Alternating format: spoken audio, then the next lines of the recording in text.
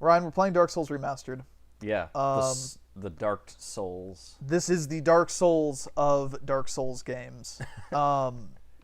This is a game that is incredibly near and dear to the both of our hearts for a number of reasons. I'm going to turn the volume down a little bit, lest I have Seek. an echoing like what I had for the past videos I've been recording. Oh, what are we going to name this guy?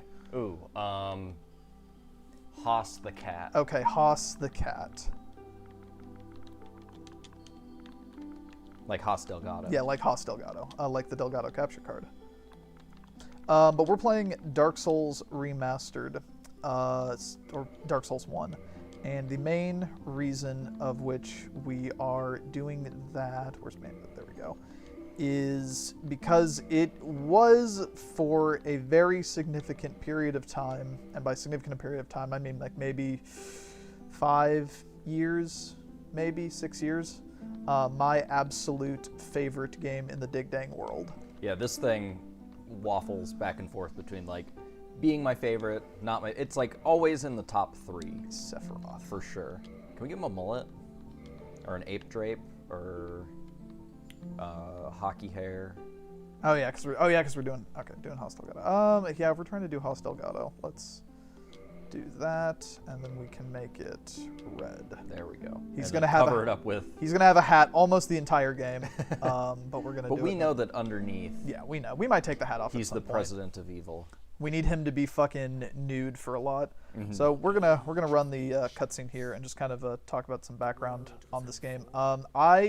This is a game that released in 2011 on the Xbox 360 and PlayStation 3 initially, which is where I played it for the first time, the Xbox 360. I remember being in an English class in high school, and a friend of mine at the time, Mr. Samuel Sudicum, was talking to me about this game and how cool it was, because he was a Demon Souls fan, because he was a hardcore PS3 guy, so they all have to latch on to whatever few games they have. Yeah, and then talk about it nonstop. And he was fucking telling me about how cool this fucking game was, and I was like, yeah, sure. I mean, he was describing it, it sounded fucking cool. And I went down to my local GameStop, I picked it up used. This was in 2012, I think is when it actually happened.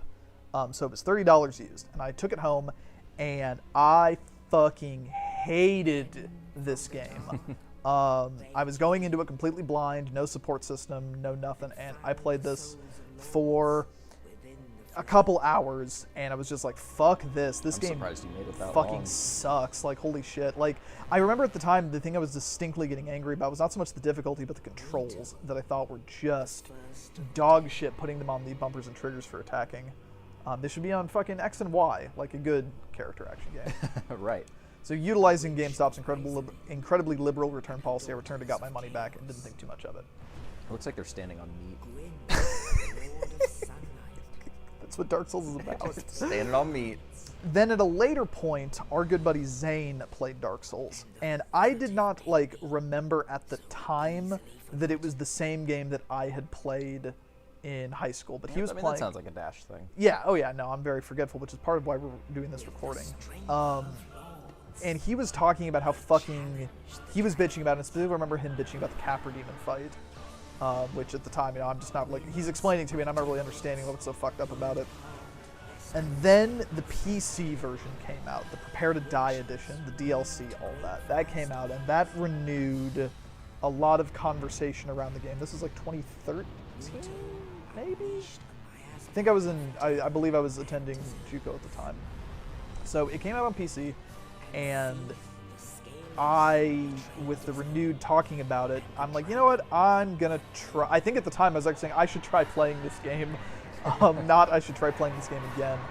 And once I got into it, I kind of remembered, oh yeah, it's this fucking game. And this was it was at the point where I was playing it this time as this game's so hard, I'm gonna try to beat this really hard game. Yeah, you gotta show off. You gotta swing your Dark Souls nuts around a little bit. Yeah, that's why I was playing it. The way it was happening was early in the morning, we would have to go to an off-campus JUCO place, myself and Melissa would, and she would be attending classes at this campus or this off-campus place, and then I would be in the library, either doing homework or studying, or whatever, what have you. Doesn't sound like you. Well, it's because I wasn't actually studying. I was reading the Dark Souls wiki and researching Dark Souls stuff for 45 minutes a day, like 3 days a week, and then going through class and getting home, and then trying everything that I've like learned, all this research and attempting to apply that research.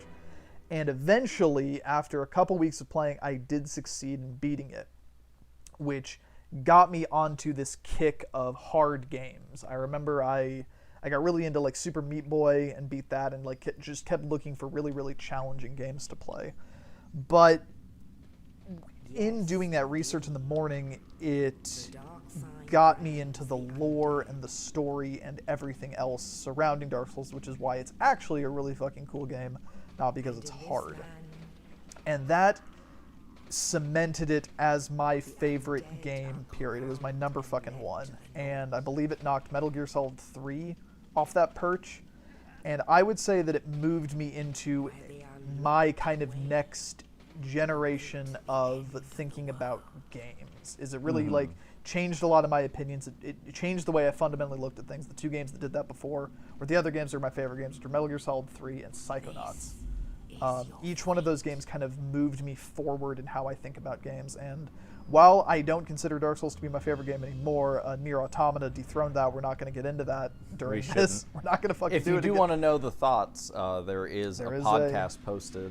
Yeah, it should still be on the YouTube channel. 10 Things We Hate About Nier. My favorite game of all time. But we're not going to get into that here. Fucking insanity. Well, I wasn't really paying attention. Can you repeat all that? So the thing that I guess I want to get into in saying this is even I do like Nier more, but I'm not going to sit here. The Dark Souls is still an incredulously good game, and maybe even on the right day, I would say it's maybe my favorite game. It's certainly one of the games I've played the most. So I think we had pretty similar trajectories on this. I was in your high school class.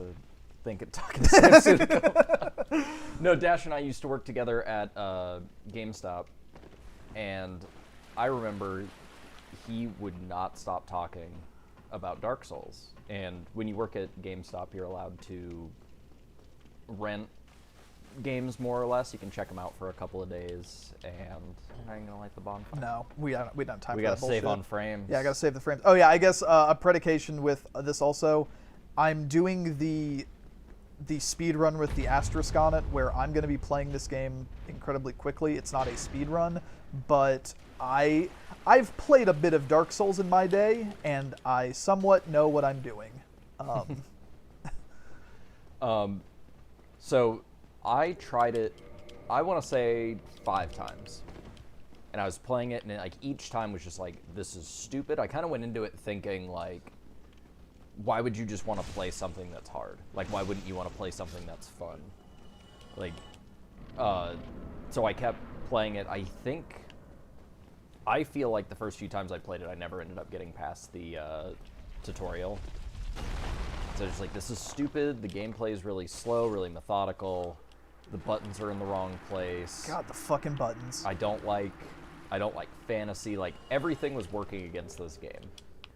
And then I remember it had to have been the 5th time I beat the tutorial, and it didn't like exactly click, but I think you would come over, and you were kind of like my Sherpa up Mount Everest, doing this thing. You were there, kind of expressing. Fuck! I got hit. We got to reset. Yeah, get it out of here. Shit. Losing frames. Are you sure you've played this? Yeah, no, actually, this is a blind run. I don't know what to do. So you'd kind of shared your knowledge with me a little bit. It was kind of like I had the schoolyard there at my disposal while I was playing through the game.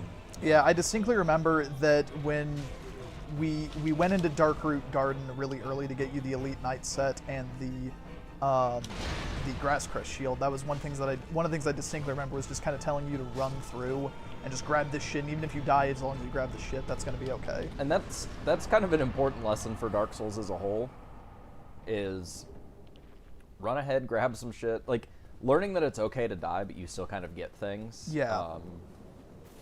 was a big part of it. And then also you said just run through, and that was a lot of what my first run was.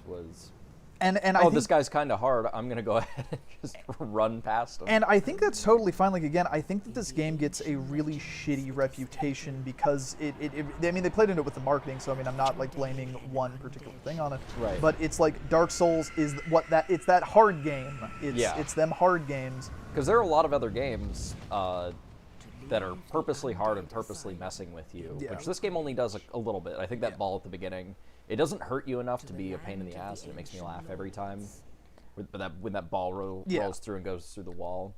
But it's like, I mean, there's stuff like Kaizu Mario. Yeah. And I mean, I would say Meat Boy is a Meat way Boy harder and I Want to game. Be the Guy and all that stuff. Like, those are hard games that are meant to be hard, where this one is like a challenging game. It's like, punishing, once you get into it, and it puts a lot of trust in the player to learn. Like, it's a game that really wants you to learn. And I think that ends up making it a lot more immersive, is like, you're dropped into this world that wants to beat the shit out of you, and it does. Like, you're just this insignificant thing in it that's happening.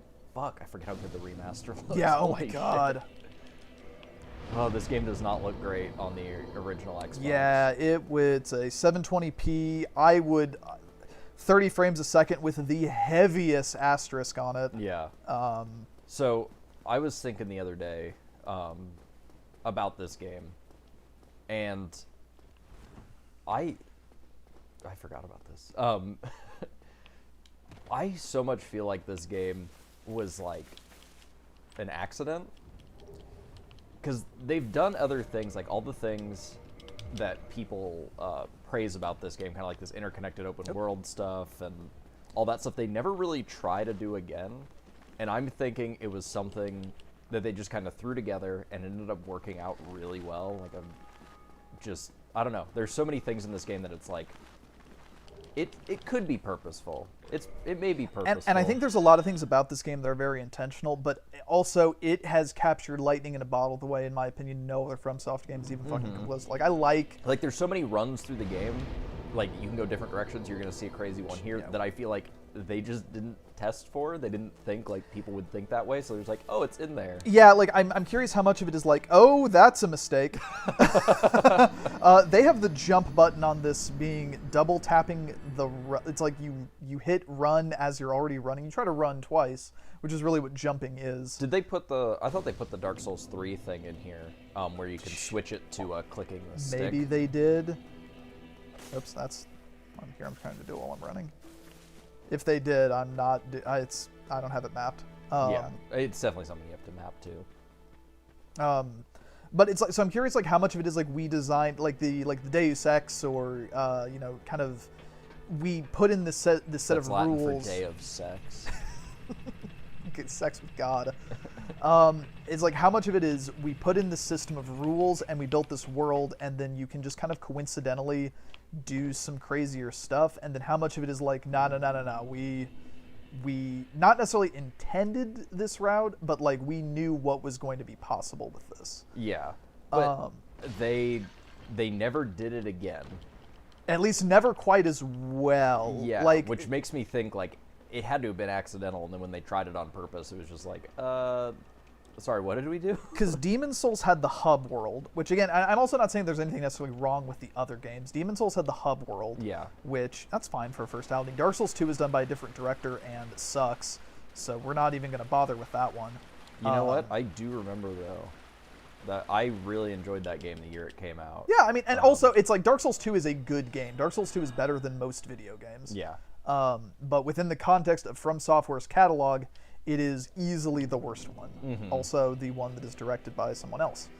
What a coincidence. For what that's worth. Let's give the director to somebody who doesn't quite understand what the point was. Yeah, because at the time, the main director, Mr. Miyazaki, was working on Bloodborne. Yeah, but that was also the time he got promoted as president, right? FromSoft was around that time. Yeah, it's right around there. So it's 10 dexterity, right? I don't remember. Okay, I think I need a little bit more. Maybe if we hadn't wasted it all jumping into a pit. No, I got it back. Yeah, it's 10 dexterity, and I think I need one more. To double. Yeah. Double grip. We are doing. I don't want to like. This game has a very, let's say, active meme community, and my favorite weapon, and I kind of got in on this long before. I really like research. I was like part of the online communities or anything like that. Was I like the Zweihander. It's a big motherfucking sword. Yeah. And it really helps face down your enemies on account of it being a huge motherfucking sword. It's what I would have picked had I not known it was the best weapon. Yeah. Because that's kind of my fantasy go-to. I'm not a big fantasy guy, but when I do play, I'm a human who doesn't know magic, who swings a big-ass sword. And it's just... call it a crutch all you fucking want. I don't really care because, again, I'm not playing this fucking game to be hard. I just like it. It's what I've learned. It's my go-to in all of the Souls games. Is I like having a big motherfucking sword. Yep. I think it's because this game established my love for it. So actually, I need to unequip that. Okay. We are doing. So this route is not the quote-unquote conventional route. This is Dark Souls is a Metroidvania, very much. I think on accident. Yeah, it does the really like it's got really cool world building where you can kind of like see like if you to invoke Mr. Todd Howard, like if you see something you can kind of go there, and the world fits together in a really cool way. But if you take a certain item at the very beginning of the game, the master key, or if you start as the thief who just kind of automatically has it, it allows you to open several really key gates in the game and lets you sequence break the shit out of it. Yeah. To a point, like I mean, you can pretty much skip entire shitty areas. Yeah, and which we will. Yeah. We are again playing this in a quick manner because I am still doing the self-imposed. Let's try to not die here. Yep. Okay. Cool. That's hit will sometimes kill me. The self-imposed. I don't want to be doing super long. Actually, I'll heal just in case. I don't want to be doing super long games on this channel anymore because we end up with like 30 episode series and we lose everyone by the end of it. Yeah. Get like 10 episodes in. So in trying to optimize and play this game as quick as possible, I looked it up ahead of time, and it was like, oh, it estimates, like 15 hours for a run through on this. And it's like, well, I know what I'm doing. I think I can fucking get that down to 6. And it's like, that's a little bit longer than I'd want to do, but oh yeah, I can. But it's Dark Souls. Yeah, There's plenty to talk about. Yeah, it's like we can talk about this game forever. So in practicing it and doing everything else, my best time is 3 hours 45 minutes, which is a lot faster than I was anticipating. But it means we also have a ton of wiggle room to. And I like wiggling. Yeah, we commence the wiggling. It gives us wiggle room to die, because I'm not super good at Dark Souls. I have seen super good at Dark Souls. I know what super good at Dark Souls looks like. It ain't me. Oh, that's why we guard. But that being said, I still think this is a fun route, especially to someone who is maybe just mildly familiar with the game.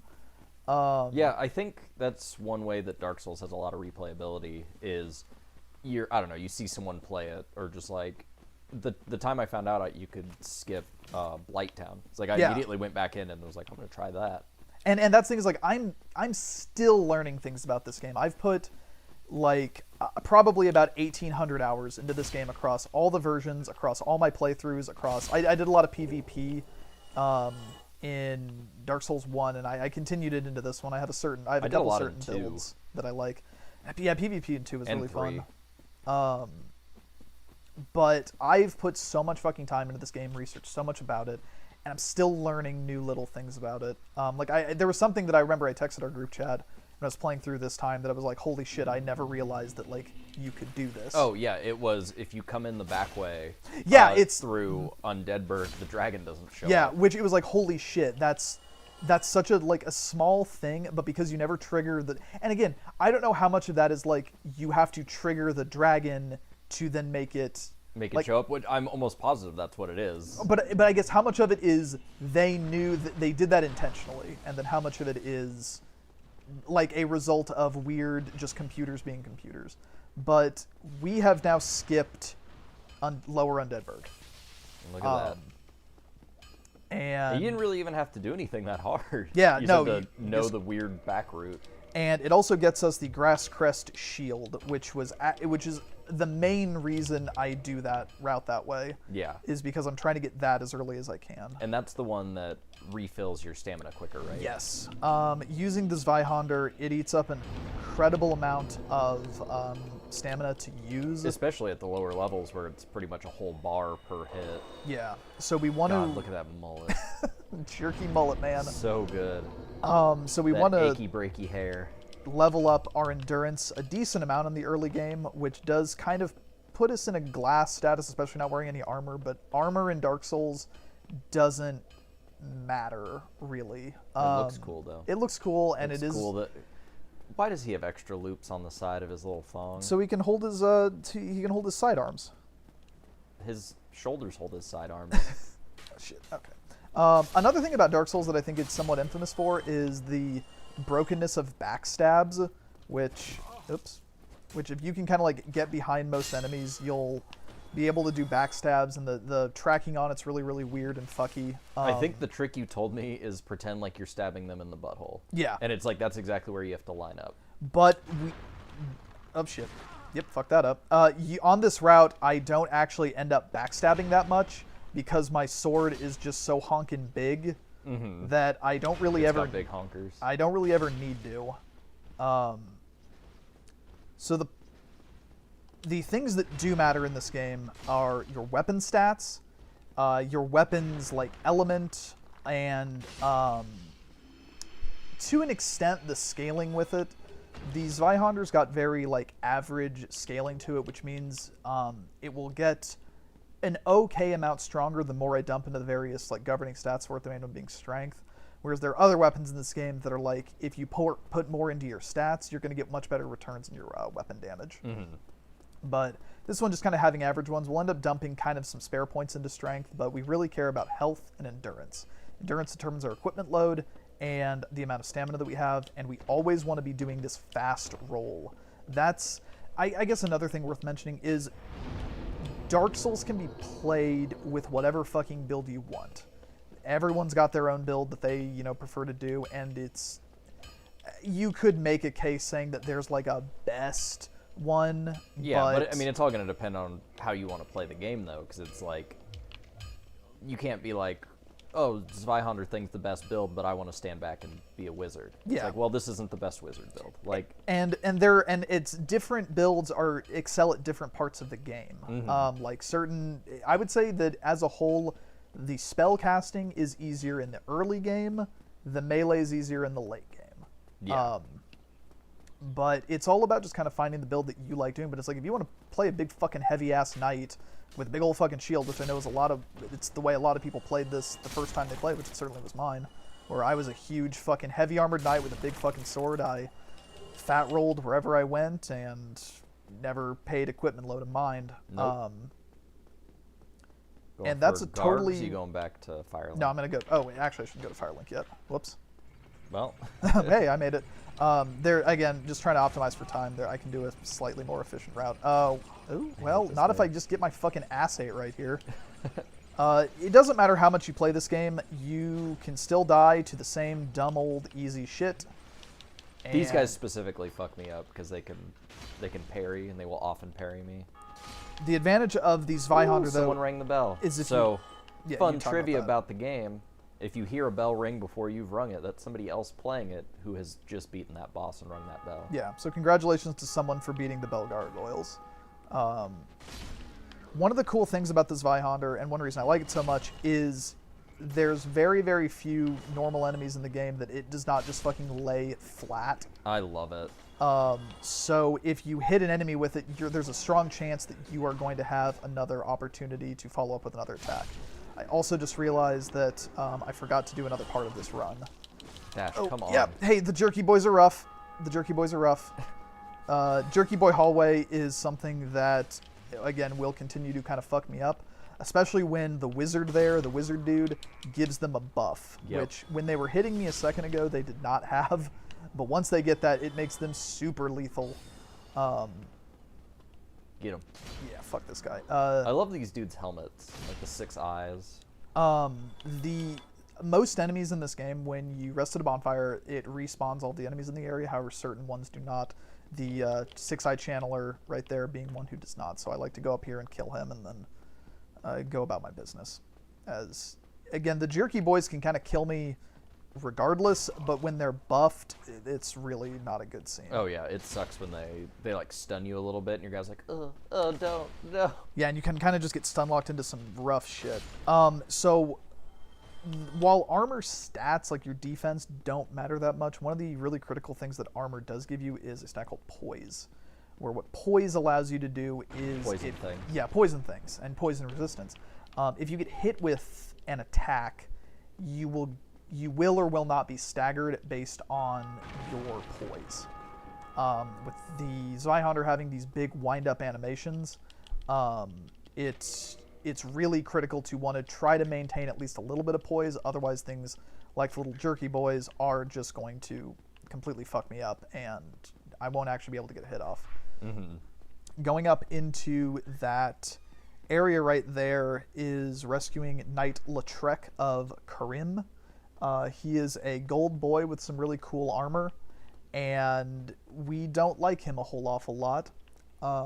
He doesn't. Right, he'll get his. Yeah, he gets his. Don't worry, and we're gonna give him his early, so he's not gonna have a chance to wrong us. But he's wronged us in past lives. So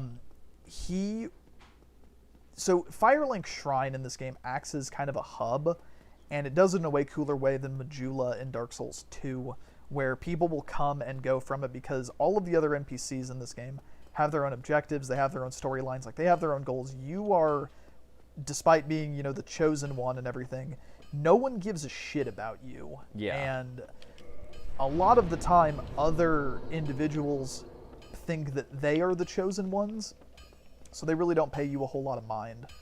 I'm gonna reinforce weapon here and then go and do that other thing that I needed to do, which was go and get the wolf ring. Oh yeah. Are we hopping in? No, never mind. Wait, is it? I don't know. Is it? Is it the Abyss Walking one? No. Oh, we're not getting that quite this early. I was gonna say, are we doing Four Kings this early? No, as funny as that would be, Four Kings is maybe my least favorite boss in the entire gosh darn game. I love it. You and I can't beat him. It's just because you're bad at it. Yeah, you no, can't it's be just mad because because bad. I am mad. I mean, you can. I consistently Oh, and am. believe me, I am.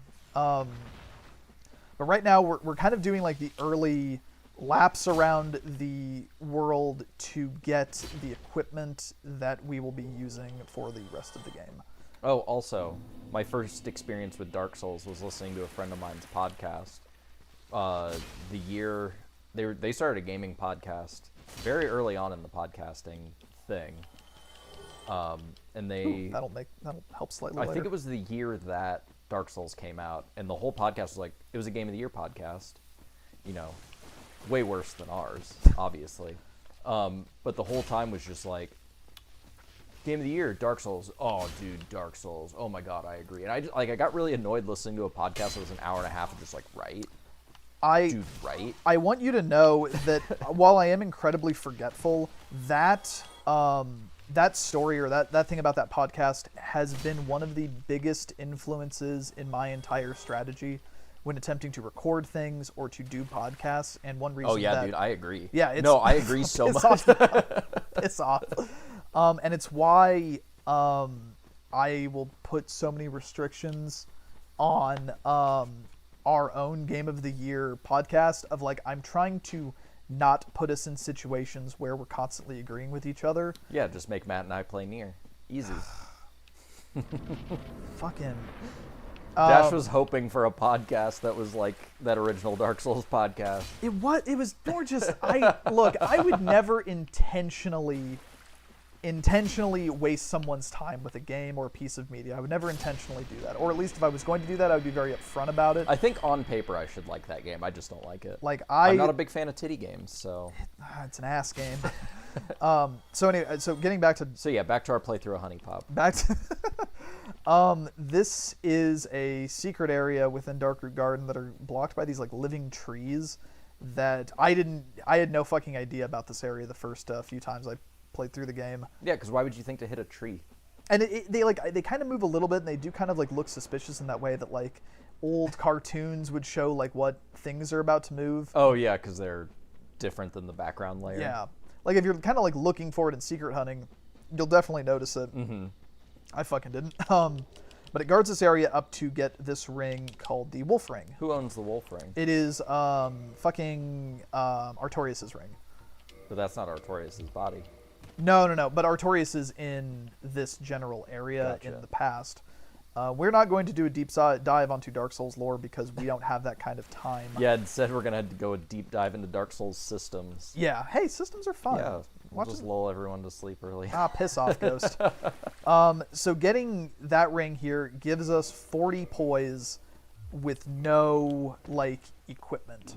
So it's going to allow us to take a decent amount of hits. Rings in this game are maybe the most important pieces of equipment. Yeah, it's cool. I don't know. So much about this game really changed my mind on RPGs and fantasy RPGs and quote-unquote hard games and all that stuff. Like, this game is kind of the gold standard, despite it not being my favorite game. Yeah. It might be... Which is Portal.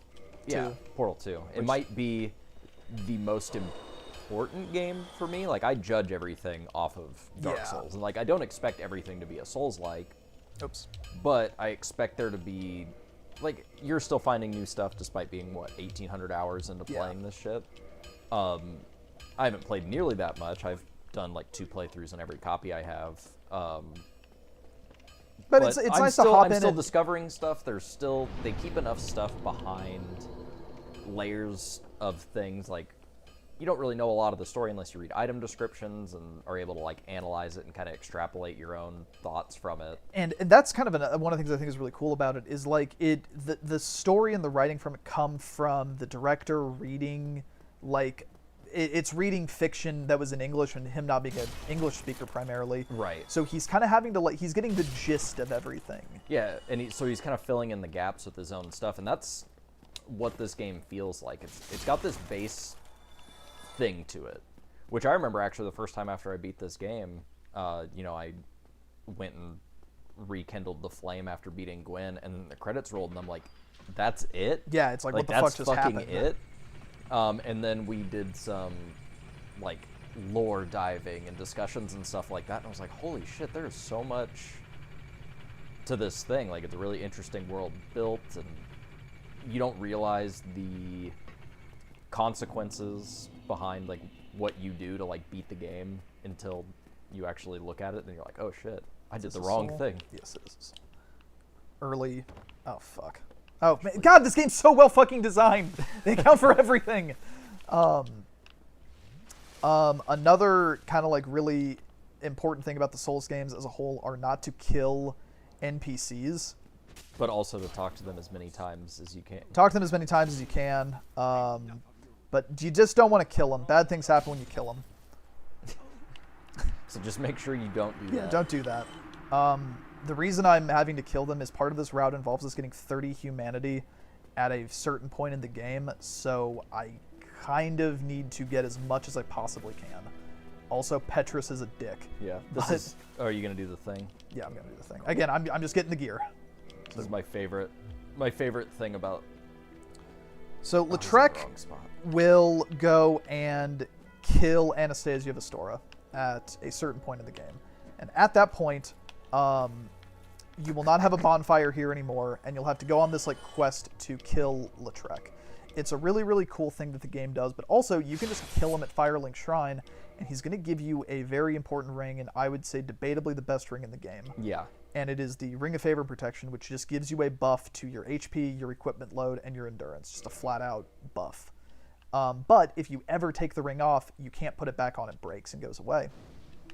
So it's kind of like... And then there's his shit. Yeah, well, in order to get all of his shit, you have to do his whole subquest, but we're not gonna fuck around with that. It doesn't matter. Which, really cool. Didn't do it until my second playthrough of the game. Yeah.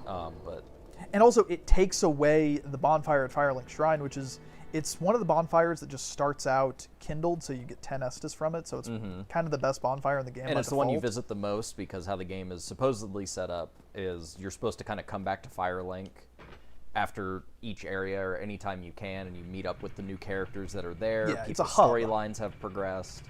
You get to know everyone in that area, and then all of a sudden, boom, fire goes out because some asshole you saved right at the beginning of the game killed the firekeeper, And I don't know, you just go back there and nothing's lit, and you're like trying to do stuff at the bonfire. You're like, what the fuck? And I also like the gameplay thing of like you're exploring, you find this person, you save them, and that person ultimately backstabs you. I think it does a lot to sow distrust in the game, but also it gives you a mechanical reason to fucking hate Lautrec. Yeah. Which, you know, it's like they could set up a cutscene where he kills Anastasia. You know, they could do something like that. And I don't think that would endear you nearly as much to wanting to fucking smash his brains in as taking away that central bonfire. Yeah, taking away something you've relied on the whole game. And again, it's little touches like that I think things like that pervade the entire game.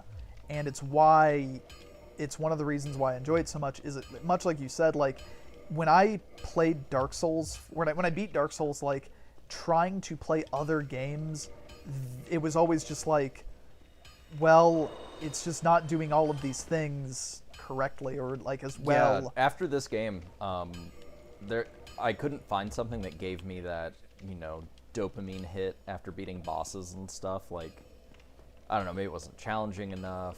Not that I'm always looking for hard games to play, but I don't know, there was something about it missing. Like, there was like a sense of discovery. I couldn't play like a super linear game for a while. And... Yeah. It's just remarkably designed, and while I do like Nier more, I'd remark on it. Much like you, fuck off. Much like you, like Portal 2 is still your favorite game. Like I probably admire this game more than I admire Nier. I would say the same thing about Portal. I think a lot of that has to do with the context of Portal, and Portal 2. Just like that was Portal. And Half-Life and stuff were the first games I ever like really got into. Oh, so I guess to demonstrate the poise thing, I took that hit this time and it didn't fuck up my shit, which is part of why I can also put on pants now. Oh, Jesus Christ. So I brought Sunny D over, because that's what you do with Dark Souls. Drink Sunny D. Because Estes kind of looks like Sunny D. It's funny. You know a joke is good when you need to explain it.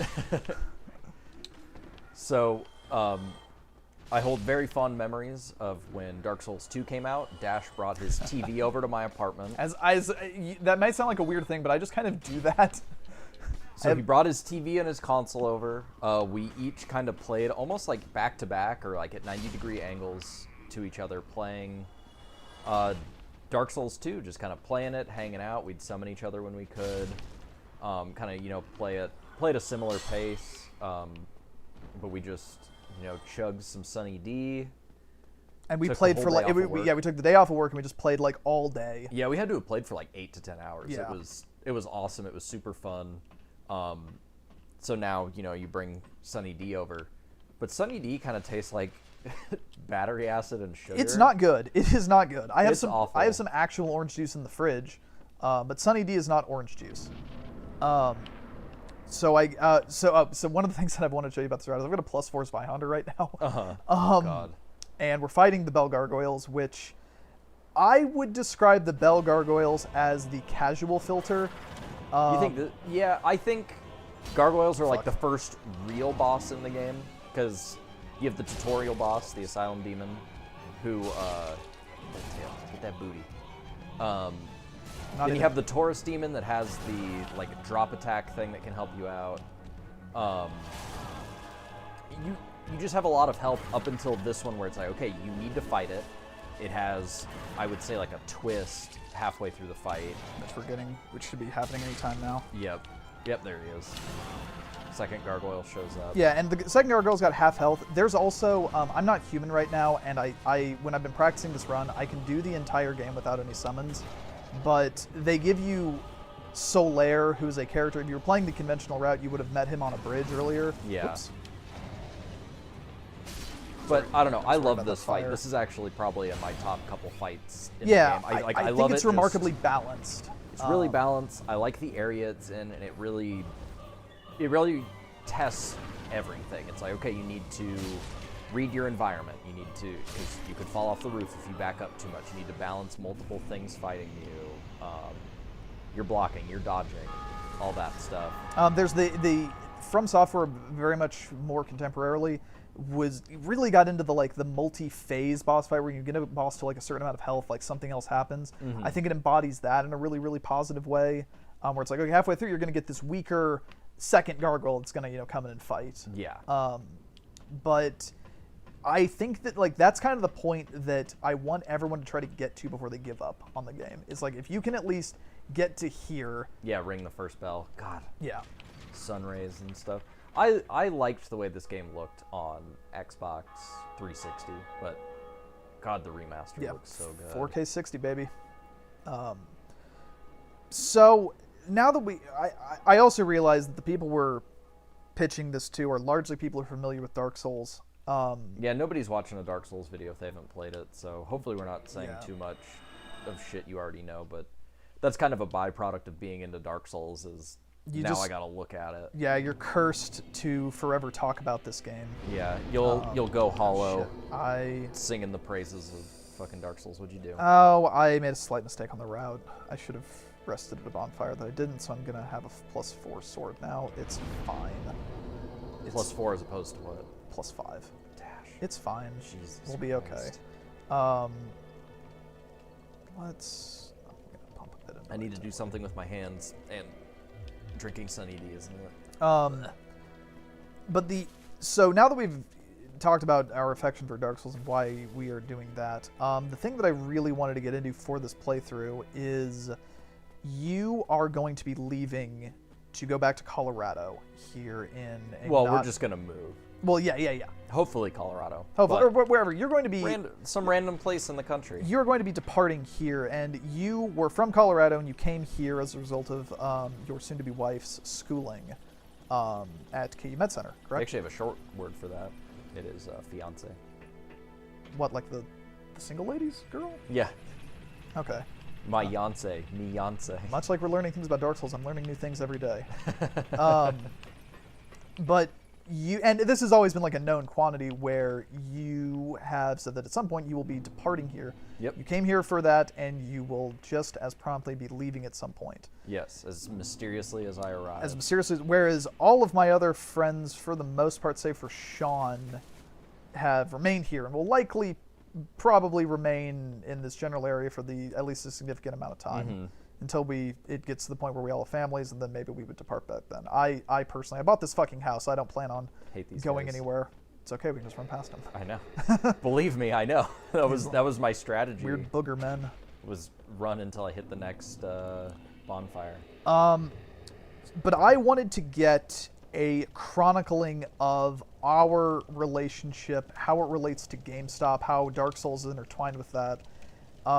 And just have that on hand as my own personal thing. I'm doing this series for me. Yeah. This is a passion project. Oral history of as many good stories as we can remember from GameStop. And I could think of no better game to do that to the backdrop of than Dark Souls, as I think that truly the game that was the blending of our loves is Rock Band, but you can't do a playthrough of Rock Band, so this is the next best thing. Yeah. God, I wish we could do a playthrough of Rock Band. That was what originally. Yeah, that was our connected initial. us. That was the kindling. Yeah, if you will. Was it Rock Band 3 that came out? I can't remember, or it was just like I was playing Rock Band and you were like, "Oh, I like Rock Band." I was like, "Cool, you want to come over and play Rock Band?" Yeah. And then we played Rock Band for like 8 hours. Yeah, because it's one of I feel like Guitar Hero is a relatively universal language for a certain era of video games. Like everyone's either familiar. So I will say this: I have to make a choice now where if I want to go for a safety strat or I want to go for swag strats, I'm going for swag strats. Okay. I know you texted me that you died multiple times to this boss the other day. 5 fucking times. To a very easy boss. Dear viewers, we're gonna see what happens. There's gonna be a lot of walks between here and Firelink Shrine, I believe. Piss off.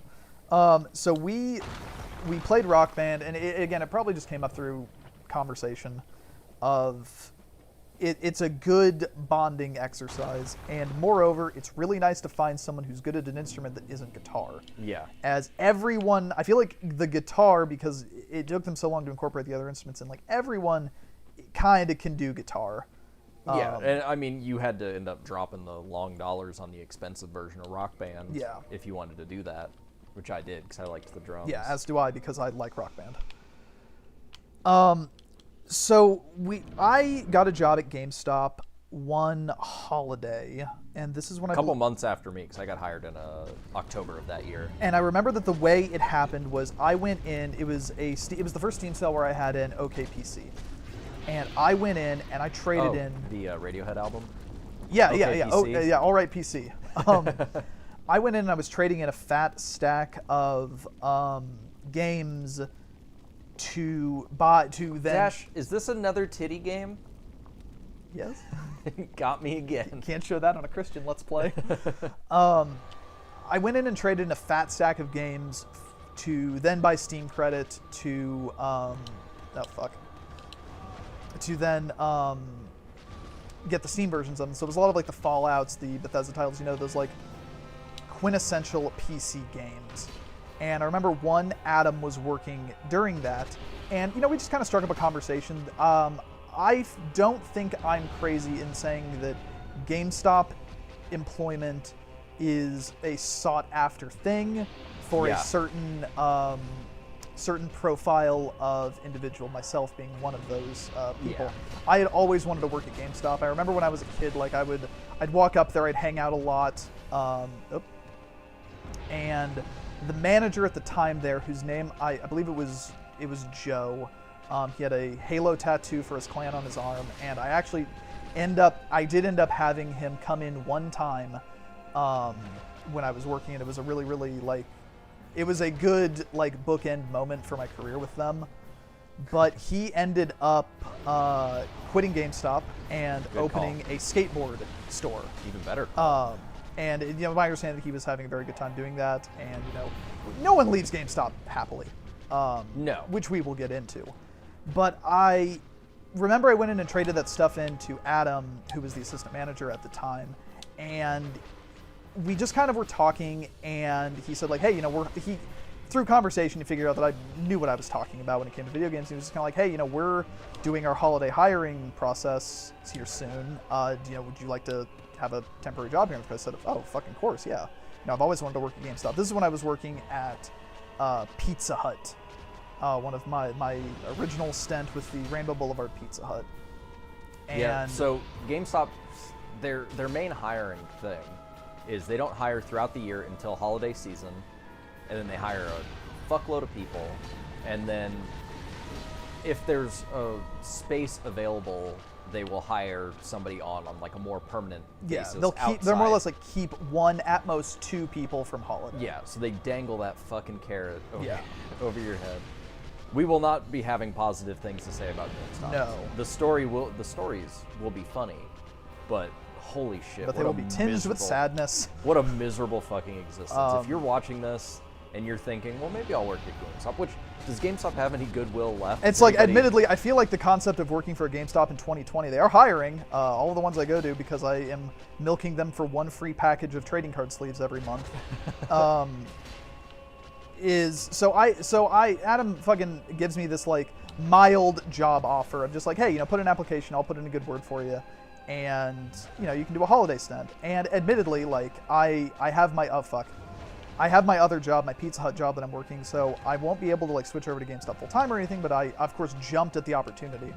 My relationship with Pizza Hut was in such a way that I could work a side job. Right.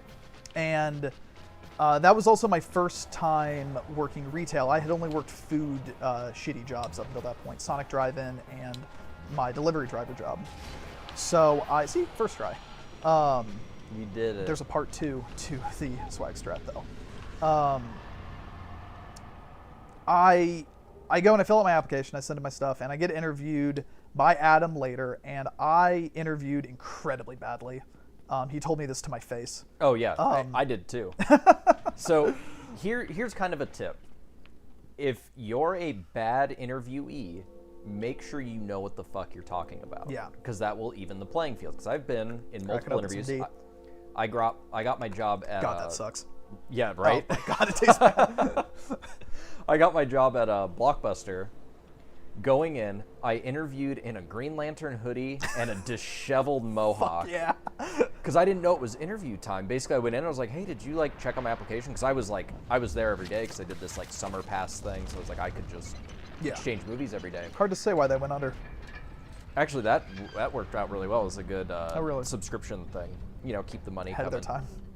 The problem was they broke most of their commitments with studios, and movie places stopped sending them movies. So they knew me, and I kind of went in early one morning to go pick up a movie, and the store manager was like, "Oh, you turned in an application? Well, let's just do an interview right now. The 2 other guys are here. We'll just go ahead and do a group interview with you." They were dressed nice. They interviewed super well. They didn't know what a Blu-ray was or what the advantages were at the time when Blu-rays were coming out. So I knocked it just out of the fucking park. Got the job, obviously. And so that worked out pretty well. But I also interviewed very poorly at GameStop. But guess what? My shit. I knew before even working there, like how their pre-order system worked, what games were coming out. Yeah, it's like I knew GameStop frontwards and back. But again, interviewed poorly. Somebody asked what your weaknesses are. It's like, I don't know. What are your strengths? I don't know. I'm bad at talking about myself. Like, it was just like a lot of like, dude, I don't fucking know. I don't know the answers to these questions. Yeah, I didn't know there'd be a test. Yeah. I was just super nervous the entire time because I was really excited. Like, I really didn't want to blow it. Like, I really wanted that GameStop job. It doesn't help that I was like not super thrilled with my Pizza Hut job at the time, but like I really wanted to get this job. So I love this view over to the right. Just, I don't know. I love the old ruins, and there's all that lava. Oh, so cool. So just to point out, I did not rest either of those bonfires. Yep. Swag. Admittedly, I almost never die to the Cecil's Discharge. Cecil's Discharge. But if I do, that's going to be a problem. I don't know how to beat that boss other than the trick. But again, I probably won't die to it. So I interview and eventually get hired on to do Holiday. And the crew at that time, Tim was the manager. There was Kelly. I forgot we were using real names. No one's going to watch it. Yeah, they might though. I mean, these fake names you came up with are really good. Yeah, sure, wink. They're just going to come off the tongue really naturally. Chase, you and me. And Chase, I don't remember a whole lot about other than that he coined the term Diarrhea Junction. Yep. The name of our bathroom at work was Diarrhea Junction, DJ. So when I take this item, he's going to activate. And he's going to do this thing with his arm. If I'm too close to it, it's going to hurt me. So now that he's done that, I'm going to run past.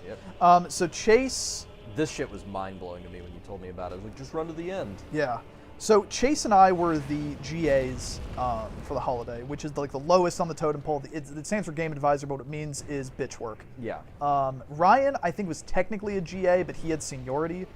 Yeah, well, because I was the only like what you call it, holiday hire GA. What about Kelly then? What was Kelly's? Was Kelly ASM? Kelly might have gotten hired on as SGA. Okay.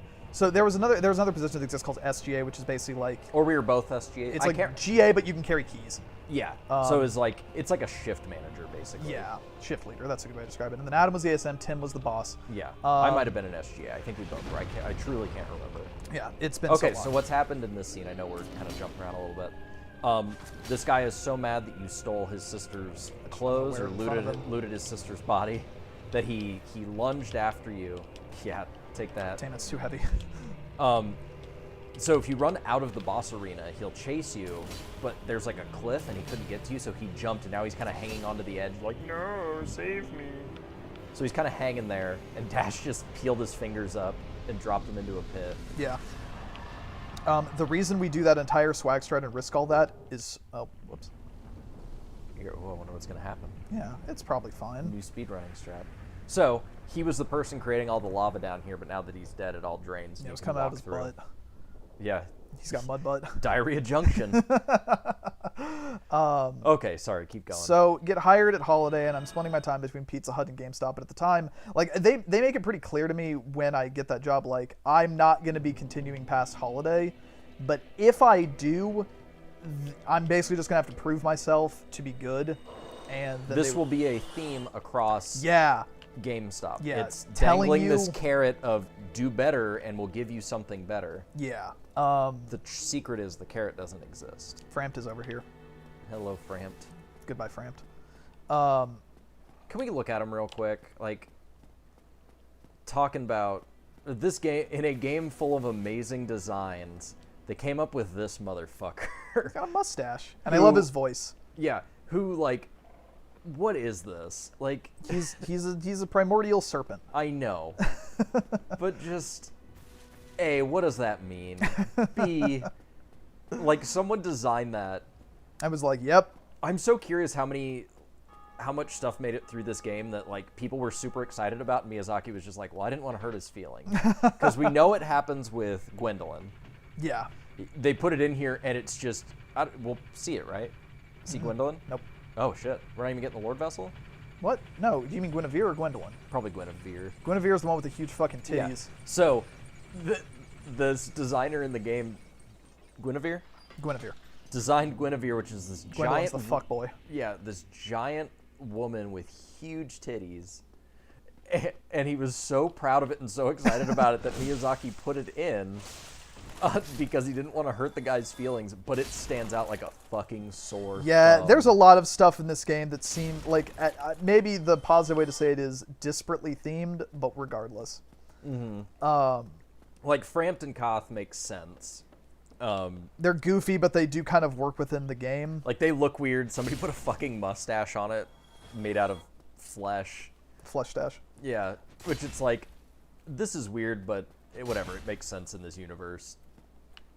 Big titty lady does not. So the thing that I'm supposed to do next is we rung the 2 bells awakening, so I'm going to Sen's Funhouse, which is one of the coolest areas in the game.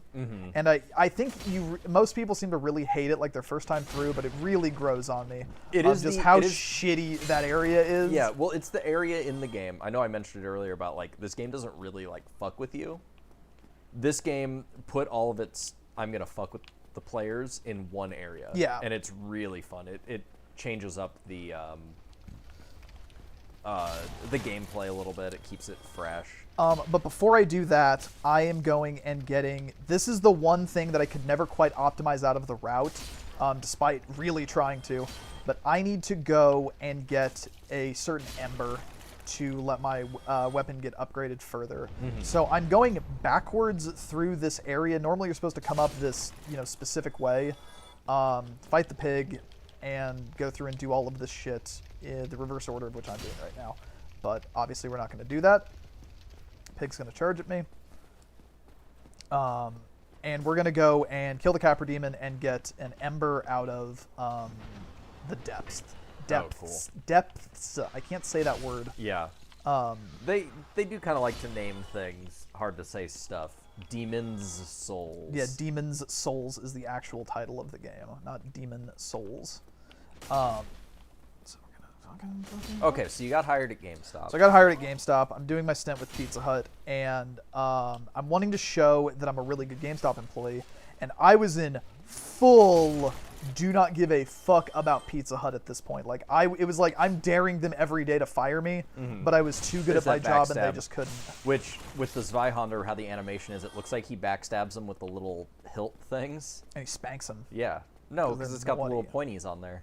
Yeah, but you're gonna spank him with it. Give him a little pointy butt plug. A little bop. Yep. So this is the point in the game where the giant fucking drake, or the dragon, no, it's a drake, would come in and burn this bridge, but he never happens because or is it a wyvern? No, it's a drake. He never comes in because we never triggered him in Lower Undenburg. Gonna come by and talk to our son friend, who I'm super shocked that I can progress this much in the game and he's still here. Yeah. I'm only doing this as kind of a holdout strat for if Ornstein and Smo really start touching my butt. But we should need him. But I also just like him. He's a fan favorite. I remember one thing that another thing blew my mind a bit about this game is there's a way to... Solaire eventually passes because he goes crazy. Wait. Did you use the master key too much? No, that's not how that works. Is that the right door? No, that's the right door. I've fucked up something else in the sequence. Dash, please. It's fine. I'm gonna... But you can save him and then fight Gwen. Yeah, you can fight Gwen together. We also will be saving him. Nice. That's part of this route. That's one of my favorite things. Okay. Oh, is that why you need the 30 humanity? Well, that's not actually why we need the 30 humanity. We need the 30 humanity to just skip some bosses, but then as a result of that, we end up saving Solaire. That's awesome. So it's a coincidental thing. We also won't summon him for the final boss fight, but it is a thing you can do. But it's a thing you can do, and it's cool. Okay, I think I know what I did wrong. It's a good thing we have wiggle room. Yeah, I think I know what I did wrong. What you did wrong? It was I did this sequence differently than I've done it every other time I've done this. Gotcha. But it's okay.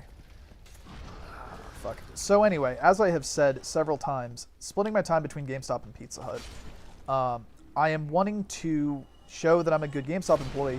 So I think the most egregious example of me attempting to demonstrate my worth was there was a point where I was out delivering Pizza Hut pizzas, and and I get called in and asked if I can, do a shift at GameStop. It was a thing. A lot of people realized, a lot of smart people, not us, realized that GameStop sucks. So there was a lot of people just calling out. Yeah. They realized it much sooner than we did. Truly, they were the smart ones. God, I remember. Please be the mystery key. I think it was. I think it is, but no, it's a prison cell. Key to the depths. Where's the key to the depths? Isn't the Capra Demon have it? Lower Undead Berg. No, lower Undead Berg key. Speaking of how much, like, people being smart and leaving, our second holiday season at GameStop, we had a person who worked there. Dash and I were working together. The Dream Team. Yeah, Dream Team. It was this person's first shift. She was there, like, filing games and stuff. And she was like, so how is it working here? Wrong question to ask the two of us. Do not ever ask us that question.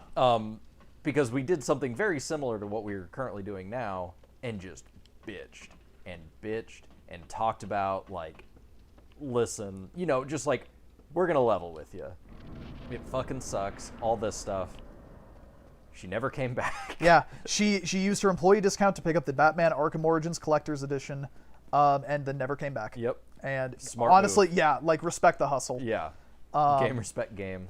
Game recognize that motherfucking game. But I got asked to come in and do a shift when I was delivering a Pizza Hut, and rather than just say, oh, sorry, I'm working at my other job right now, because the other thing about GameStop is they don't give you hours to live on. No. Even as a full-time person. Yeah, no, they'll give you. I would get like 6 hours max a week at GameStop, and I did like working there more than I like working at Pizza Hut. So they told me to. They asked if I could come in, and then rather than just saying no, I'm working at my other job, I say, yeah, okay. So I go back to Pizza Hut. I finish my delivery, and I go out to take another one, and I leave, and I go and I deliver the pizzas. I then put on I take off my Pizza Hut uniform, put on my GameStop uniform, and go and work an hour-long shift at GameStop during a delivery, and then go back, end my hour of help, and then I go back to the pizza. I catch my delivery, and they ask, like, why were you gone so long? And I was like, oh yeah, sorry, I ran out of gas, or sorry, I need to stop for gas. And they was like, oh, okay. I can't believe they bought that. And because again, it's like they're not gonna fire me. They might not have bought it, but it was just like, well, what are we gonna do? Fucking fire our best driver when we need people right now? No. Dash Tokyo drifted with that pizza. Yeah, I was fucking. I'm good at every job that I do. I just hate doing it. Mm-hmm. That's one of the perks. A lot of people. Why is my roll suddenly worse? I don't know. Is it the hood? It was fine a minute There we ago. go. Yeah, but it was whatever. See the I complain about jobs I have, even if I like them, because a perk of having a job is being able to complain about it. Yeah. If you're not complaining about your job, then why have one? Yeah. To live, I guess. Where's whatever. the fucking key? It's a good thing you practice this route multiple times. Yeah, it's a good thing I only ran through this like 3 fucking times beforehand, did it fucking flawlessly every fucking time. I'm like racking my brain while trying to play this, while trying to remember GameStop stories about where the fuck that key is. Did you leave it in the GameStop safe? I left it in the GameStop safe. So while I'm racking my brain, you should wax poetic about some of your talk about your start. So we're kind of at the beginning. Yeah. I had just moved into town. When did I get here? I got here in July, and ended up getting a job by like September or October, something like that. by like pure coincidence. Kinda. It was like I was like, well, what's around here? There's a GameStop over here. Whatever. I mean, I was getting more and more into video games thanks to, Portal 2 and Borderlands. Those were the big ones at that point. And so I go down to GameStop, see that they're still selling PS2 games, and they're doing like doing a buy two get one free. I picked up Okay, I just remember where it was. Jak and Daxter, Jak 2, and maybe Sly Cooper. I can't remember. Maybe Kingdom Hearts. Something for my fiance. Because I don't like Kingdom Hearts. I think that's important I need to say that right now. It's I okay. own the games, but I do not like I them. have enough Kingdom Hearts love for 6 people. Yeah. I also have enough Kingdom Hearts hate for 6 people. And, asked if they were hiring. And at that point, I was just like, fuck, these guys are going to think I'm so stupid. Because I asked for a thing. They give me an application, because there's a paper application. And I'm like, oh, well, I mean, I know it's faux pas. At least one of the later managers said, like, oh, hey. What the fuck? Cue that X-Files music. I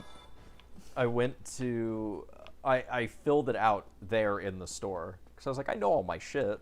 I'd filled out applications before, but apparently that's a faux pas, is filling out applications as soon as you get them. But it's like, you really want my ass to drive home? I remember all this information. You come off as desperate.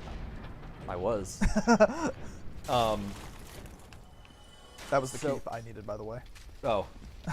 I fucked it up because I normally go through the back when I do that.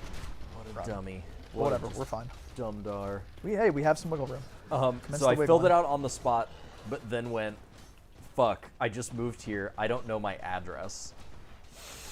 But then he powerful. Fucking powerful. But then he asked, when did you move here?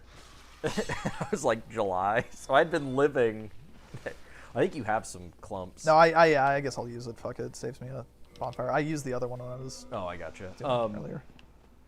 So I have to basically at that point admit, like, yeah, I've been living here for 3 months and I don't know my address.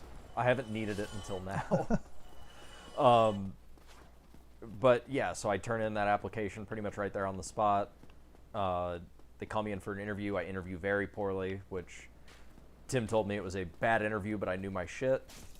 And it was before holiday, so I got hired on as like a person that they needed. Yeah, which is unconventional to say the least. Not impossible, obviously. Yeah. I just happened to right place, right time. Yeah, luck into somebody had like just quit.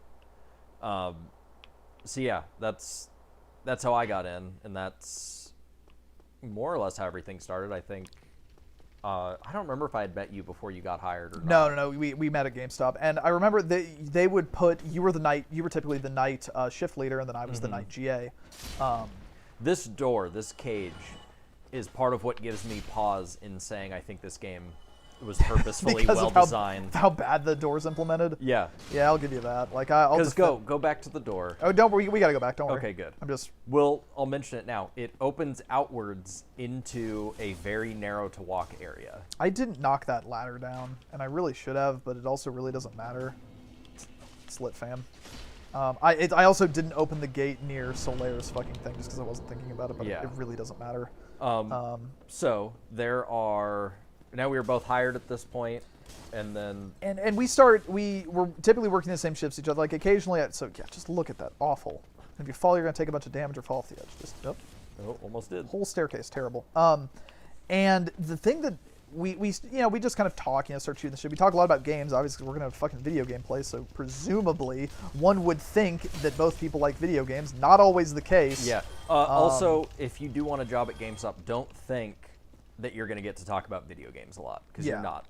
Unless the way you want to talk about video games is, do you want to buy this video game? Yeah, GameStop is not a good job. Yeah, people will not ask your opinion, nor care about your opinion. They will ask your opinion. What they want is you to agree with their opinion. Yeah.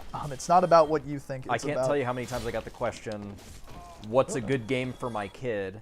So I point out all the good kind of family kid games, and they go, well, he likes Call of Duty and Grand Theft Auto. And then it's like, well, why the fuck did you ask me? Yeah. The title is Game Advisor. I advise no one on games. Yep. So we would just kind of shoot the shit, and the early thing which obviously we have grown out of as we've developed a deep resentment for each other's opinions because we fucking heard all of them, Yep. is we were the same person. We had a lot of shared, like, opinions, interests, backstory. We just kind of, like, we shared a lot of things, and then... And we typically agreed on a lot of, like, just weird opinion stuff, too. Yeah. It wasn't just like, oh, we both like Rock Band, haha, we're the same person. Yeah, no, it's more like, oh, yeah, we both are California natives that have moved and are in other locations. Oh, fuck, Oh. no! Oh, these guys can parry. We both have this really... I don't even know what you'd call it. This very strong opinion about T-shirt and merch designs that it needs to be subtle. If I'm buying a shirt that has a Captain America shield on it and it says Captain America underneath it, or even worse, through it, I don't want it because I know it's Captain America. I don't need to announce that it is to everybody. Yeah, we have a lot of like which it's hard to kind of name them off now because at this point we're several years into our relationship and like we know. God damn it! No, I don't. I'm not even two-handing it. Not that I can't do that yet. It's like we're so many years in our relationship, it's kind of hard to remember all of the little details, but that was kind of where everything started. And we developed a friendship, played Rock Band, and inevitably began, I don't want to say conspiring, because I don't, like, that puts a kind of a mean sneer on it. Yeah, but it makes it sound malicious. Yeah, we were a unit at GameStop. People like to make fun of the whole, like, oh, this thing's family. And I would say GameStop was not family, but Ryan and I would never sell each other out for any reason. And the management knew this. And I think the one thing that really hit home to me that this happened was I got called into a meeting once when something was happening.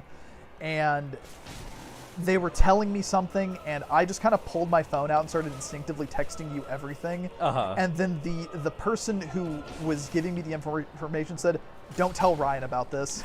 And then I said, "Oh, I'm not. I'm just texting someone else about something else." When no, that was a lie. Do you remember what it was? It was something. It might have been when Angie was getting fired. So I think Kat was the one telling me about it. Oh, nice. Okay. I forgot about her. So I expunged her from my fucking brain. The lineage of GameStop. We started out with Tim as the manager. Tim told me to my fucking face that he only hired me because our two district managers' names were Dash and Reed, respectively.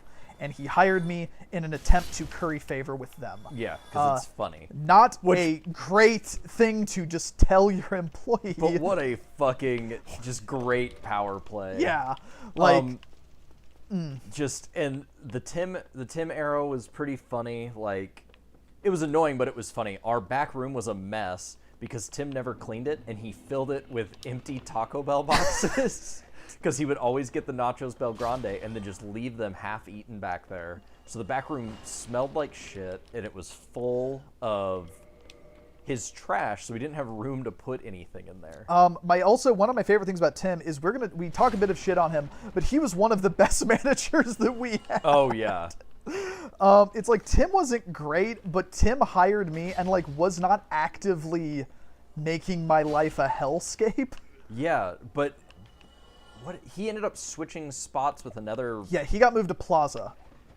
Which, there could have been a couple of different reasons for it. He wanted to, he was closer to it. Yeah. Or, that store closed very soon after. I think maybe they were moving him around. It's hard to say a lot of the GameStop stuff. The other thing is that we worked at the GameStop that we worked at was widely considered by the entire like region to be the worst store to work at and manage, to the point that they would give you thousands of dollars extra if you would come and manage it. Yeah, because I think it was mostly, it had to have been just like shitty employees. Clientele. It's not one thing. It's a lot of. I meant clientele, not employees. We were great employees. Well, we were great employees. Yeah, but it had its very own just kind of unique set of challenges that nobody was exactly ready for, although Dash and I were really good at it. We weren't so much ready for it as we were molded by it. Look at the jungle juice. Ooh. Is that Siegbrow? This was the entire reason I needed to go to the depths. I needed to get the number. So we're back on track now. So that was part of Dash said conspiring. I think it was more like we knew... I should have knocked that fucking ladder down. We were the best choice no matter what, no matter which way you look at it, for being able to eventually run that store, which is kind of what we were hoping would happen at some point. We had a dream of little Dash boys and little Ryan girls sitting at the table of GameStop management and having our own store. It seemed like a really cool thing at the time, and like obviously we were naive in regards to what GameStop would ever have allowed us to do. Yeah, and I eventually got moved up to an assistant store manager position, so they let me on the council, but they did not grant me the name of master. But the entire time we're doing that, like the main thing that we're chasing the first several years of our employment with GameStop is trying to get hours. Everything was about trying to get a basic amount of livable hours at GameStop. Yeah, so when Dash says we're trying to get hours, he doesn't mean we're trying to get OURS. Oh, yeah. HOURS. Yeah, we want to work 40 hours a week so we can survive. Yeah, and the way that they do it is they give you your hours based on your performance, which I feel like all of the GameStop pre-orders and all that's pretty well documented at that point. Don't really need to go into that, but just know that it's exactly as bad as everything you've ever heard. It's actually worse than you think it is. Because if you think that people pester you a lot, they do, because literally it is our livelihood depending on it. Yeah, if they don't see you if they don't see you, like, if a district person's there and they don't see you immediately go in and like pester every single person. I was yelled at by our district manager because she was posing as a person, even though I knew she was our district manager when she went in, so I didn't pester her. Yeah. And she yelled at me for not pestering her. I said, I know who you are. So original era, Tim era. Tim Kelly, Adam, Chase, myself, you. Yeah, first holiday season. And it went, I mean, it was fine. Like it was a holiday, it was real. It was my first time working retail, but honestly, it was a good change of pace off of food for me. I think that Black Friday, I opened the store with Tim. I was supposed to come in at like 3. He didn't do any work ahead of time, so he had me come in early and help set stuff up, which I technically was not allowed to do. But also, I had just left a Thanksgiving party, so I was properly tipsy when those doors opened, because I was drinking a lot of wine and eating a lot of turkey, because I didn't think I was going in for a while. So that was pretty great. But I did not get kept after that holiday season, much to my dismay. They kept Chase instead, which I don't really know that much about Chase as an individual, but by the very fact that he got the job over me, fuck him. Yeah.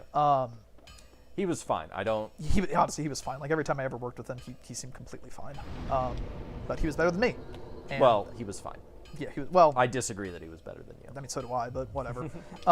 So I didn't get kept. So I go back to Pizza Hut, and then I think at some point over the summer something happens, and I either get hired sometime at the midpoint of the year, or I come back for a second stint on holiday, and they keep me after that. Yeah, I can't quite remember the lineage. They also might have kept me as just kind of a nebulous floater, where it's like, you're not gonna get consistent hours, but if there's some extra stuff, or if we need to bring someone in, we'll call you in. I think it might have been that. I think so. It was like, hey, because we did the same thing with Ian, where it was like, you're technically employed here, you don't get any hours, but enjoy your discount. Yeah, so it's like I got to keep having my discount, and I would still work the occasional shift because people were flaky as shit. Yeah. And I did that for a while before eventually getting brought on as like a full-time person. By full-time, I don't mean like full-time. I mean I'm at least on the schedule every week. Yeah.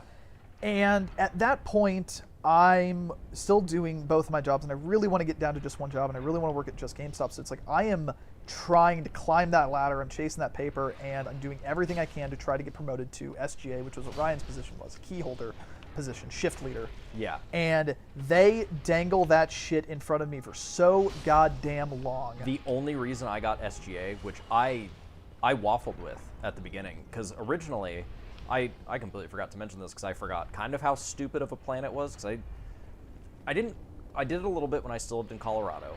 I had 2 jobs, and I kind of liked that. I liked the variety. Uh-oh. Fuck. You can hit that with your sword. I like the variety, and kind of the change of pace. but I didn't realize just truly how fucked up like retail schedules were, because every job I'd had before that, Love this guy. Fuck got that him, guy. had been like, you have a set schedule.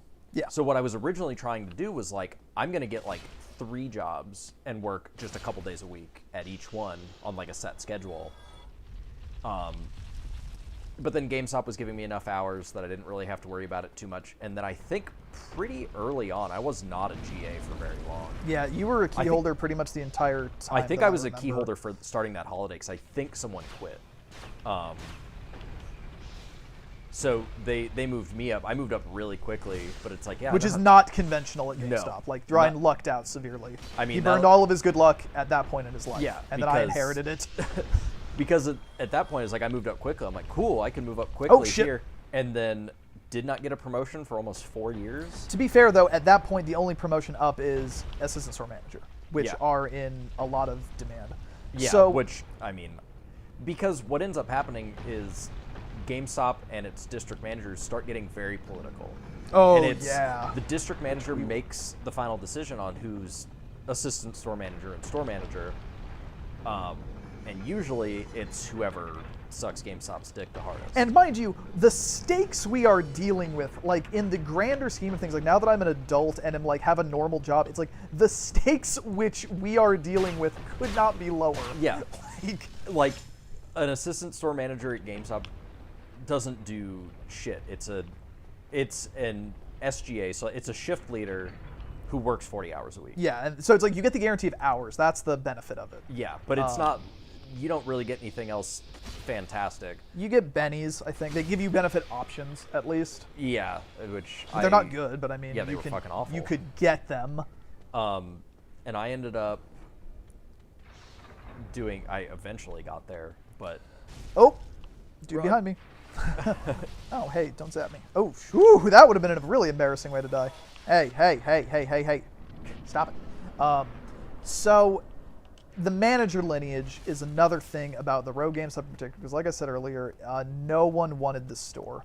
Yeah, so hard to get outside store managers to want to come in, and they only have store managers come in and to like take over. So it's like you kind of had to have been an assistant store manager or a store manager somewhere else before you get moved up into the store manager position. But the store manager position would open up off. How many did we go through? So Tim, Angie, Ben, Matt, Greg. 5? Yeah. So we had, in our time there, which was about 5 years-ish, 4.5? 4.5, yeah, about 5. About 5 years, we had 5 store managers. I would say probably close to 8 or more assistant store managers. Because it was getting to the point where it's like 2 assistant store managers per manager. Was kind of the thing we were at. Countless number of SGAs, countless number of GAs. Yeah.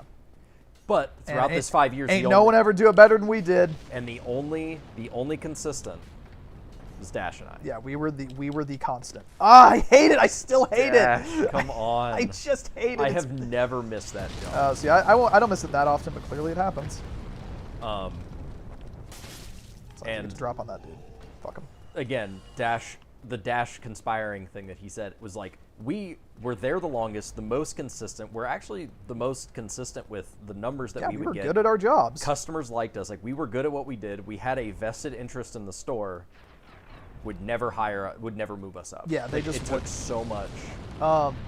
So Tim left to Plaza, and then we got moved in with Angie. Yeah, they switched. She was Plaza beforehand? Okay. Yep. There you go. So Angie is a cartoon character. Yes. Angie is a pathological liar who, I've got 5, I might only need 6. Ooh, do the thing. What? So he floats off the ground. He's floating to appear because taller. all the character models are the same height. But to make this guy look taller than you, they just lifted him up off the floor. Yeah. Love it. Not even a good hack. So Angie was a pathological liar, and I know that that's like that's kind of a thing that one might say is like a joke, or like, oh, Angie she was really shifty. Yeah. Angie would lie about nothing. Yeah. For no gain, no reason, no gods, no kings. And it's one of those, like, I think she lulled you into this false sense of security because she would be very open early on. Yeah, like she's one of those people that would want you to. She wants to try to form a personal relationship with her, so you don't backstab her. Or like it's all doing it like she wants to be friends with you, so she can manipulate you and so she can get what she wants. It's all about how she gets hers. Yeah. She had so many backstories of jobs she did beforehand. She was a NASCAR driver. She did so many things, and it's like we eventually NASCAR driver. She owned a sex shop, and but the timeline never worked out. Yeah, it's like there's not enough years. Yeah, it's like how old? Like you've done more in your life for more amount of time than a 70-year-old man. Yeah. So Angie was fine for the most part in the beginning. But I don't know how much of it was like, I don't remember the exact like points where when we kind of started to turn on her, if she was turning on us or exactly what happened. GameStop was really psychologically fucking damaging to me because like I'm thinking about losing my job when I'm not at my job. Yeah. It was not a good fucking place. Yeah, it is not a good place to be, but like it's fucking horrendous. But it got to the point where we wanted Angie gone. She was also doing things like getting drunk at work and like leaving the cans around. That's what it was. That's kind of where the turn started. Is she started getting really really flaky. She stopped taking on a lot of tasks. Yeah. And she was getting drunk at work. Oh Jesus, hello friend. She at one point had me. She would not let me go over 40 hours, but she wasn't at the store to relieve me, and this was before I was key holder, so she just told me to clock out and wait. And she's just like, if you don't do this, I'm going to write you up. And it was like, this fucking sucks. Yep. All the while, I'm trying to get this SGA position, so it's like I'm fucking doing it, even though I shouldn't have. But before Angie leaves, there was Adam. And Adam became the ASM after Kelly left to go back to school to do something with trains. No, Adam was the ASM the whole time. Oh, he was? Oh, okay, yeah. So Adam's the ASM. Because then Kelly moved up into ASM. No. Mm-mm. I thought he did. Kelly was gone before then because Kat took Adam's spot. That's right. And Adam is a nice dude. Adam was, for the most part, pretty good to me. Like, Adam's the one who fucking got me the job, yeah. Ultimately. Like, I'm friends with him. Adam's a good dude. Maybe a little irritating at sometimes. He was a little huggy. Oh yeah, you're not very touchy-feely. I'm not a hugger, but I mean he's fine. Like that's fine. But Adam started being God damn it! Oh, I needed to get one more. Adam started to become like a really shitty employee, and that's kind of how GameStop gets you. Is like you want to try to leave before you become the villain. Yeah. But a lot of people end up leaving.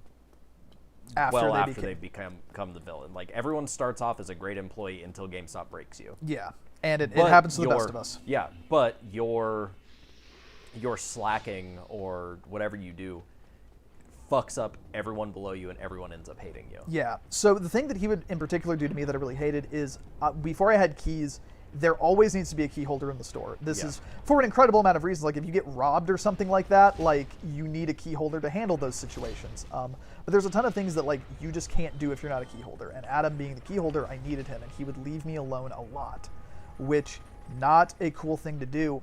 So it got to the point where they basically, Angie knew he was doing this, and Angie pulled me aside one day, and she's like, "Look." Yeah, there's cameras there. Yeah, it's like there's people watch. But they don't just like watch them consistently. Yeah, but he was doing it enough that it's like he's bound to get caught. So Angie kind of pulled me aside and she's like, "Look," she may have even said something to the extent of like, "Look, you want this promotion, right?"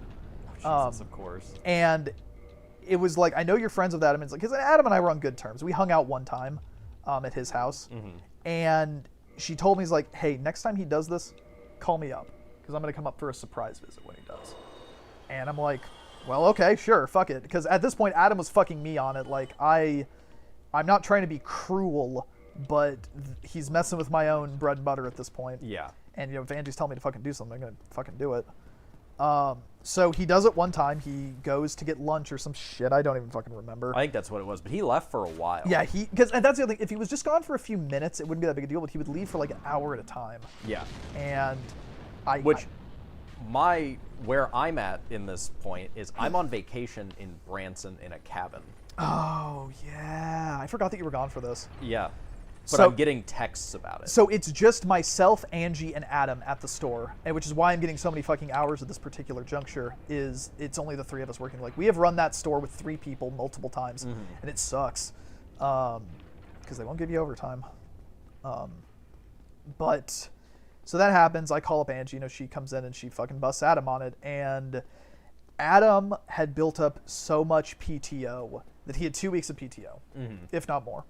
And they basically told him, like, look, we can fire you right now, and you will not come back. Or you can put in your 2 weeks of PTO right now and put in your 2 weeks. Which, admittedly, I think that was a cool thing of them to do for him. Seriously. Because they had no real reason to do that for him. So that's what happened, is that was Adam's last day working, and he put in his 2 weeks. We now have a +10 Zweihander. I just really can't emphasize that enough that we're going into Iron Golem with a fucking +10 Oh, weapon. yeah. But yeah, so I'm learning all this through text, and I'm gone for another 2 days. Yeah. So at that point, it's just me and Angie for a few days, which is not thrilling, but we get by because Angie was the only key holder. We may have borrowed someone. I don't quite remember. Probably. That's not the point of the story. So that is when Adam leaves, which creates then an ASM vacancy, which that might have also been part of why I was kind of willing to sell Adam out, is because I want Ryan to get promoted. Which should have been the logical Yeah, choice. Because at that point, I was the best SGA, and that might have been, what was that, 2 years in? Yeah. 1 year in? Something like that. Best SGA in the district, et cetera, et cetera. Maybe not the most seniority, but he's certainly the best. And then if Ryan gets promoted, I can get Ryan's spot, and I can get myself a key holder position. So I think that that's ultimately probably my logic on why I'm doing all this. I'm not actively trying to fuck Adam. I guess that's more what I'm getting at. Yeah, a lot of it sounds like political power plays, but it's not. It's a lot of, I would like to make money. I have rent to pay. I would like to make money, and I would like for you to stop fucking me over. And that's where a lot of it comes in, is like, if you're actively fucking somebody at work, you're going to get yours. Like, it sucks, but that's how it is. We wouldn't, if you were good at what you did and you weren't an asshole. Yeah, like we protect our own. Yeah. That's why Dash and I never sold each other out. And when we will get into the greatest lineup that Rogue Gamestop ever had, ever will have, etc. So Adam gets fired, and then.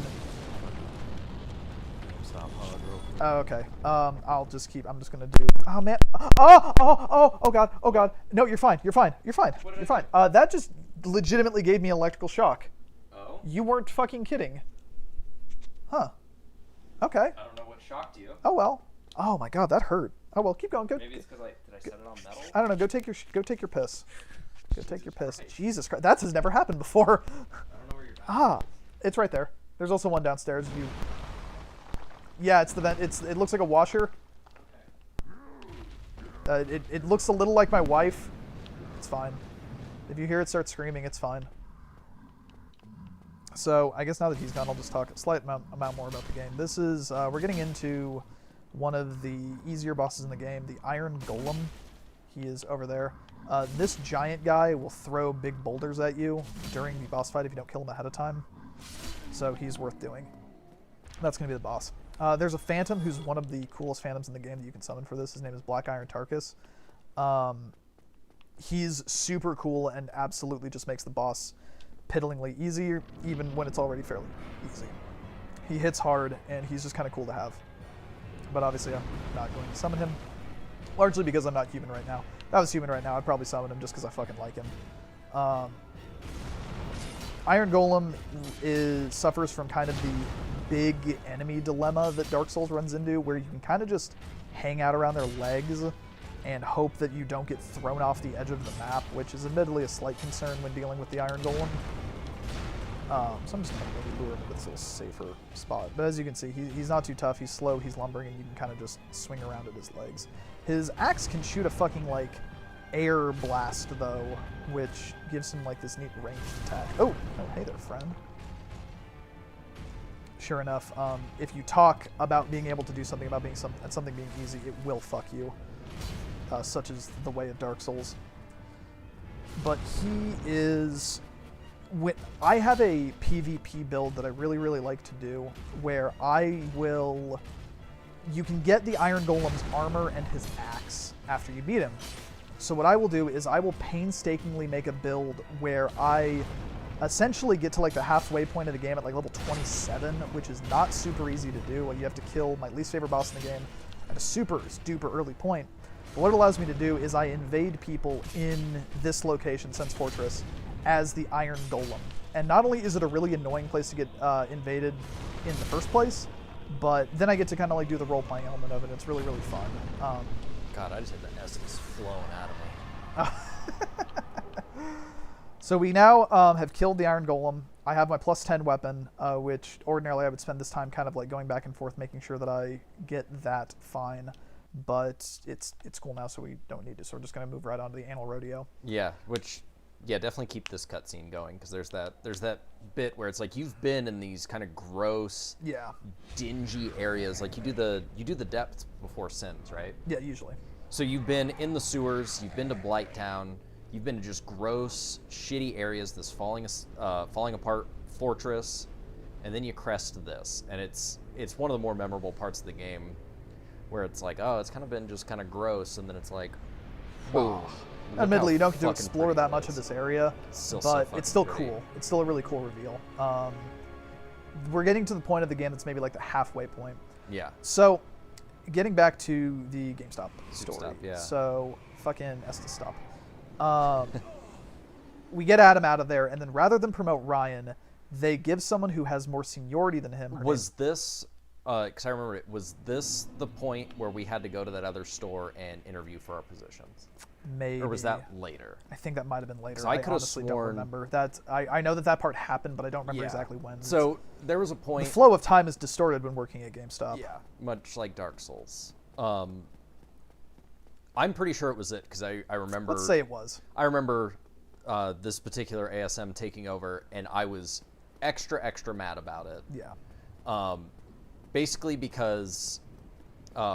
I was kind of the go-to guy, oftentimes like even over Adam, like the go-to guy for like doing stuff, talking about stuff, making decisions, doing shit like that. So I was already kind of doing ASM shit, just not getting the hours for it. Yeah. They made me go and interview, which, as we have established, I'm a terrible interviewer. And at this point, Dash must have kissed the Blarney Stone or something, because he got really good at interviewing. Yeah, it's at some point around I kind of got my shit together. But I'm not sure if I had a bad interview or if this was district manager politics, because I'm pretty sure that's what it was, because the district manager loved Kat. Like, it was just like, I think she used to work at like his home store. Like, it's like they had history. Yeah. And she had seniority. And there was an open spot, but it's like, she lived in like Independence or something like that. So there was like, no logical reason to go with her over you. Yeah. So they made me do this interview thing. They waffled around on who to give it to, which I don't think they waffled around or anything like that. They needed to appear that they were waffling. Yeah. So they made me do ASM work until she was able to move in. Nice. That was clutch. And yeah, basically gave her the position, and they were just like, okay, deal with it. A cool thing in video games is anytime a previous boss shows up as a normal enemy. Yeah. I like that in every video game. I agree. What other video games do they do it on? Piss off, Ghost. I didn't know there'd be a test. So you just like when they do it in Dark Souls? No, I'm sure that I know other games do that. I know other games do it. So fucking, they give Kat the position. Ryan and I are naturally mad. I'm mad because if Ryan's not promoted, I can't get promoted. Ryan's mad because he didn't get promoted. And Kat sucked. Kat was like Angie in that she was very, I don't want to say crafty or cunning, because I think that gives her like too much credit. Yeah. But she was a backstabber, and like, she tried to make you like be friends with her, but she absolutely is holding a knife to you. She would fucking sell you for one corn chip. Yeah. I think what a big part of it is I think she was doing the planning and the conspiring. I think got him. That's a first. I think like her and Angie became really good friends. Yeah. So I think they're like, okay, we're gonna make our perfect store, and it's like, your store's not gonna survive without a Dash and a Ryan. Yeah. You don't live around here. Dash and I both lived within walking distance. Yeah, and like, I walked to work multiple times. I did too, in the snow, because nobody else could make it there.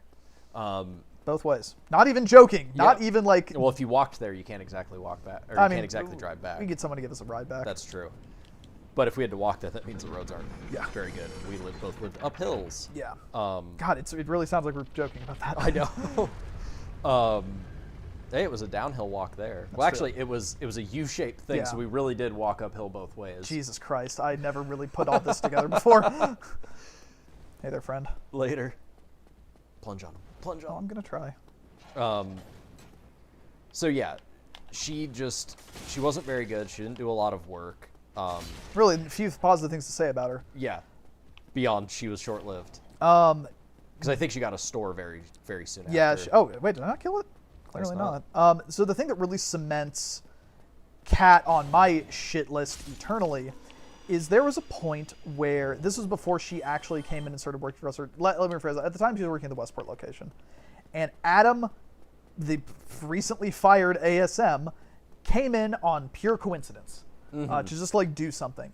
And they know each other, obviously, because they would have seen each other at various like district meetings, et cetera, et cetera. Yeah, with but ASM. also, I've been to some of those district meetings. You don't really like talk to a lot of the other people. They're aware of each other, at least. Yeah, She, but Adam was very deeply invested in kind of like the Gamestop, like worker family. So it's like a lot of his friend group were GameStop employees, people. previous GameStop employees. So it's like he went out of his way to know these people. Yeah. So It's they re- did on a personal level know each other. it's really easy to make Adam come off like a wiener, but he's really not. No, Adam's great. Yeah. But so they go into Adam goes into GameStop and they fucking get to talking about, you know, his recent departure from the company, and Kat. So this is the one I go back to of just like I'm trying to figure out what she had to gain in this. Like, what was her angle on this, or did she literally just do it because she sucks? But she goes and tells Adam everything about how he got fired. Yeah. Using names, using my name. Hey, I talked to Flats. Yeah. I used your name. She told him how it was a conspiracy that Angie and I fucking pulled to get him fired. Told him everything. And she's not, like, lying. It is true. But I would maybe not have liked him to know that. Because I also would still see him occasionally as he is... We were on relatively good terms. And he lived close by. He lived close by. He and Ryan would hang out. Like, I would spend casual time with Adam. Not, like, one-on-one. But it's like, I still saw this dude. And Kat tells him fucking everything. Adam, certifiably pissed off, then says that he's going to go up to Roe and talk about it. Angie and I are working at that point. Kat then calls up the store to tell us that he's coming. Which, weird that she would do that for us. Yeah. Like, set us up for shit, but then give us a warning on it. And he comes up, and then Angie's just like, fuck. Dash, go hide in the back. And I say, totally, because I did not want to deal with any of this stuff that was about to happen. So I go off and hide in the back. Adam comes in. I'm watching him on the security camera this entire time. And he's looking pretty mad. His body language indicates he's pretty fucking mad. I can't hear what's going on as our cameras didn't record sound. You can hear a little bit of... Yeah, it's like I hear muffling by virtue of it being a wall between us. And Adam leaves, and then I come back out, and then fucking... they quote-unquote talk it out, and it's just like, yeah, you're not going to have to worry about it anymore. And it's like, I don't fucking know exactly what was said, but it fucking happened. The resolution to this sucks. The resolution to this Adam story is later on. I don't remember exactly what happened, but there was another function where we were simultaneously at the same spot. And I think I knew, like, ahead of time that he was going to be there, and I was just kind of like, I'm just going to fucking go. Like, I'm not going to... T-pose ghost. It was like, I'm just going to fucking go, and I'm going to deal with it. I'm going to be a fucking adult about it. If he wants to make a scene at this get-together, then fucking whatever. Was it something I was putting on? It would have had to have been. Or, like, something... It was something. Uh-huh. Doesn't matter. And I go there, and... fuck. Kick him. Nope. So I go... this bears mentioning, I've never learned how to do this effectively. You kick him. Shit. Just kick him off the edge. Oh, I did it right there. It's made even harder with this Zweihonder. Is kind of hard to use in small locations. You gotta be like wanted and be able to Yeah, bend my sword around. Curve the Zweihander. Use a whip. I can't believe I got that first try, honestly. That was going to be our big hang-up, I think. So we go to this get-together, and I get there, and Adam approaches me, and he gives me a hug. Which Dash loves. I don't like to begin with, but he caught me so fucking off guard I didn't even dodge it, which I normally do whenever he would try to hug me.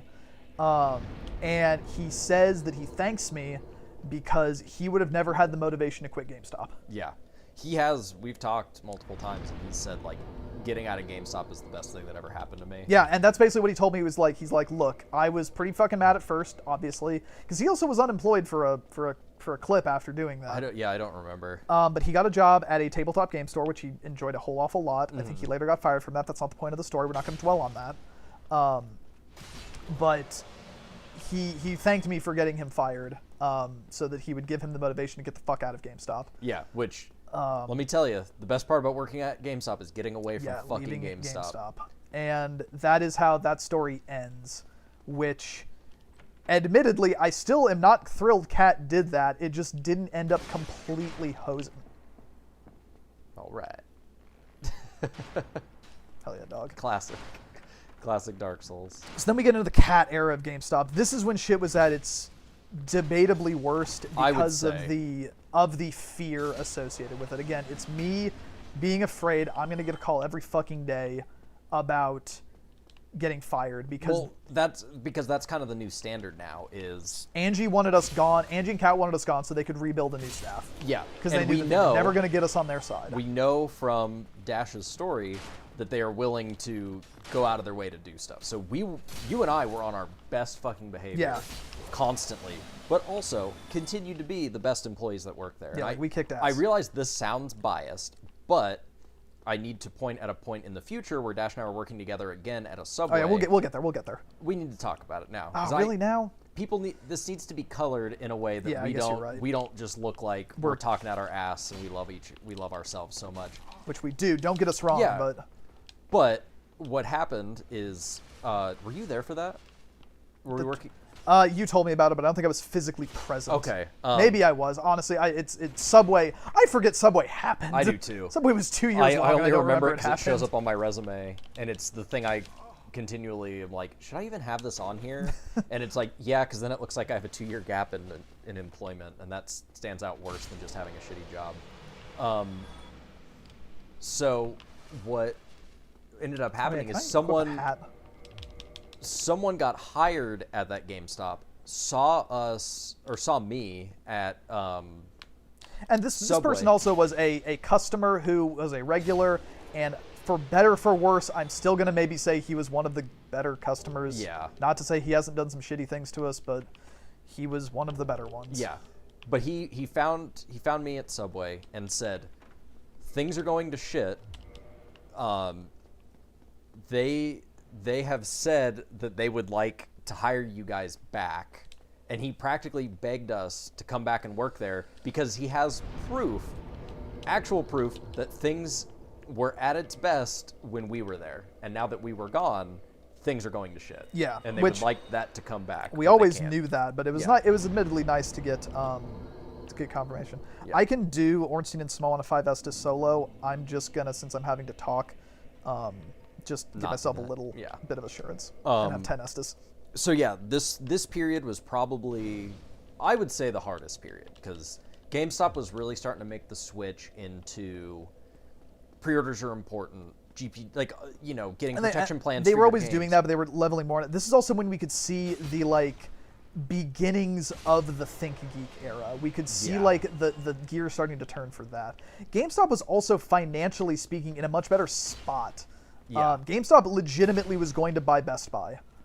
That's a thing? Yeah. Holy GameStop shit. was going to purchase Best Buy. We purchased ThinkGeek out from under Hot Topic. We outbid them. Yeah. Oh, fuck. Please don't kill me. So it's like GameStop was doing all right for a period of time. Yeah. But they were also doubling down on shitty goal-oriented stuff. Yeah. Where it was like, you need to get... The circle of life. Yeah. Which they called it, yeah. Which is like, we need to get this many pre-orders and this many trades and this many pro cards and all this stuff, which were like very lofty, I would say impossible goals. Like, There was no way you were going to Not realistically maintainable. Yeah. So it would, especially at our location, which I'm not trying to say this in like a disparaging way, but we are in a lower income area. Video games are a luxury. The thing that sold the most at our store were our like 10 and under bin. Yeah. Like we did gangbusters in that. Yeah, like those would constantly be cleared out, and the district manager would come in and be like, "Why are these the only games you're selling?" And it's like, "Because this is what people can fucking afford. Yeah, it's people like can't afford to buy multiple pre-ordered games every month like you expect us to be able to pull." Yeah, it's like it just isn't our clientele, and that's okay. But we need to make a shift to play to our strengths. And again, this is that thing of just like Ryan and I knew and understood what that fucking store needed and everything else. Fuck. So yeah. God, or I could just fucking get my ass ate right here. Oh, that's a wall. That's bad. So that's kind of what this era was GameStop was doing its best to give reasons to fire people, which was not meeting those goals. We had 2 people who were known at this point to not be trustworthy, even slightly. Not be trustworthy, known to just, try to do plans and stuff like that. We're awful workers. Like it was a whole era of just like, this fucking sucks, and I was stressed out all the time. It was really bad. And the like logical thing is, well, why didn't we leave? Number one, if one of us left, it would fuck the other one. Yeah. Absolutely, because that store was constantly understaffed. Yeah. So if one person leaves, so as we were saying before, if you start to do less work, that makes it harder for everybody else. Yeah. If a good employee flat out leaves, we're fucked, because GameStop's hiring thing would be like, it would take 2 months to replace a position. Fuck. Smo, you goddamn asshole. God damn it. Fuck. So this is the real casual filter. Yeah, they give you summons to help.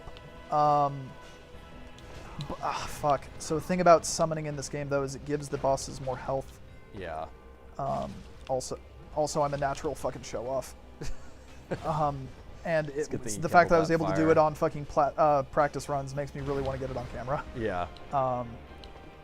So, Dick, GameStop, bad. Cat, bad. Angie, bad. Yep. This whole era, awful. Try to get Angie fired constantly. Cat at least was smarter than Angie, so harder to fire Cat. Angie literally left evidence that she was drunk at work. We reported it. She was on camera. She did not get fired. Yeah. Because she was friends with the district manager. Exactly. Like, it's kind of one of those, like, we weren't even planning on, like, Dash makes it sound like we were planning on trying to get her fired. It was just like, this person is doing a bad job and drinking on the job, and I don't know what to do about it. Yeah. Report it to the district manager. Hear nothing about it. He didn't even bother to investigate. Because they were friends. Yep. Fucking. So what ends up happening is I don't even remember exactly why Angie inevitably got fired. But she did, or she got transferred to Plaza. She got transferred somewhere, or something happened where we didn't have to fucking deal with her anymore. Maybe that's what it was. Maybe she got transferred to Plaza when they were trying to close it. Maybe. But it's like, oh, come on. I think I did the correct inputs there, Mr. Smo. It gets to the point, I don't exactly remember the details, where eventually Kat and Angie vacate their positions. And the people who take over, once again, Ryan is snubbed on his promotion. Yep. But the people who take over are an ASM and a manager. It is Ben, and sorry, I'm focusing on Smo and can't remember her name, even though I find her delightful. I thought at this point it was Joe, or was Joe after? I forgot about Joe. I forgot about Joe. Also, Sam is the name I was trying to think of. Yeah. So yeah, it was Ben and Joe the turkey. Yeah. So Ben comes in and takes over the store, and Ben is the best manager we ever had there by a huge margin. Yeah. He was the best. He came over to take over the store, not as like a punishment or like his way to get more money, as a challenge. Yeah. He was like the top seller. He ran the best stores, and he's like, yeah, I'm gonna come and do this because he wanted to advance with GameStop, so he was gonna take over the store to show that he could fucking do it. And he takes over, and immediately, like, when he comes in, he's obviously our third boss at this point. We're kind of apprehensive, and he's talking about these aggressive sales goals and all these things like that. He was also aggressive too. Yeah, he's a very like in your face, friendly, but he's just a very aggressive being. Yeah, and one of those personalities. Good job. Yeah, I'm just throwing out there. Fucking soloed that while monologuing. Yeah, so he was aggressive, and he was also apprehensive about us. Yeah, because like, he's heard horrible things about the store. Right, and no, he heard bad things about us specifically. Oh yeah, because they were lying. I forgot. Yeah, because people would say shit about us. So he at this point, he's like, I found this out later. He was going to give us 2 months, and then he was going to attempt to clean shop. Yeah. I think you have told me this and I forgot. Which he might have even told you that because we became better friends later on. Yeah. But he was like, he realized people were fucking lying about us, which at that point really pissed me off about GameStop because it was like, how the fuck? Like, we're known throughout the district as being fucking and shitty. again, we should have just left. Yep. Oh, I thought there was an item over there. But we get into the Ben era. Fantastic. Yeah. Because he understood playing to strength. So he was so good at selling that our store would meet their goals. And it's like we were able to at least a little bit kind of slack on ours and do the things we were good at. And another thing about Ben was, and I mean this in the most polite and nice way, Ben didn't care about the customer. There was... Which is important if you're going to work at GameStop. Yeah, there was always this kind of idea, because people hear about all these shitty GameStop employees where it's like, I want to work there and I want to be the cool GameStop employee. And Ben kind of basically said and demonstrated, you can be employed or you can be the cool GameStop employee. Mm-hmm. And he basically, he would just sell people things they don't need just because they'd buy it. He would... I don't want to say do underhanded selling, but he kind of did some underhanded selling. Mm-hmm. But he didn't give a fuck because those people don't give a fuck about us. Yeah. Like, those people would, again, it's like, we just needed to do that. And he really, Ben imparted a lot of life lessons on me and really kind of made me a better person about a lot of things. But Ben takes over, we get Joe as the assistant manager. Joe, honestly, is pretty fine.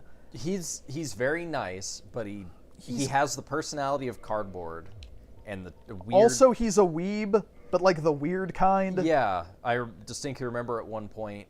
the bib. He bought a collector's edition with money he did not have. Oh yeah, he was also horrible with money. Because he'd buy all these collector's editions. Because and he'd rent furniture. Yeah. He got this collector's edition of a game because it came with a baby's bib. For chili. A chili bib. Yeah. Or no, curry. Yeah, curry bib. These people are pissed at me because I killed Petrus because they don't know Petrus was going to betray them. Fuck him, I got a big sword. So yeah, I thought you were going to die. Oh. So that's... Oh god, Dash. No, it's fine. Died to these guys. So yeah. And... I want to kill Rhea because she has 7 humanity. Damn.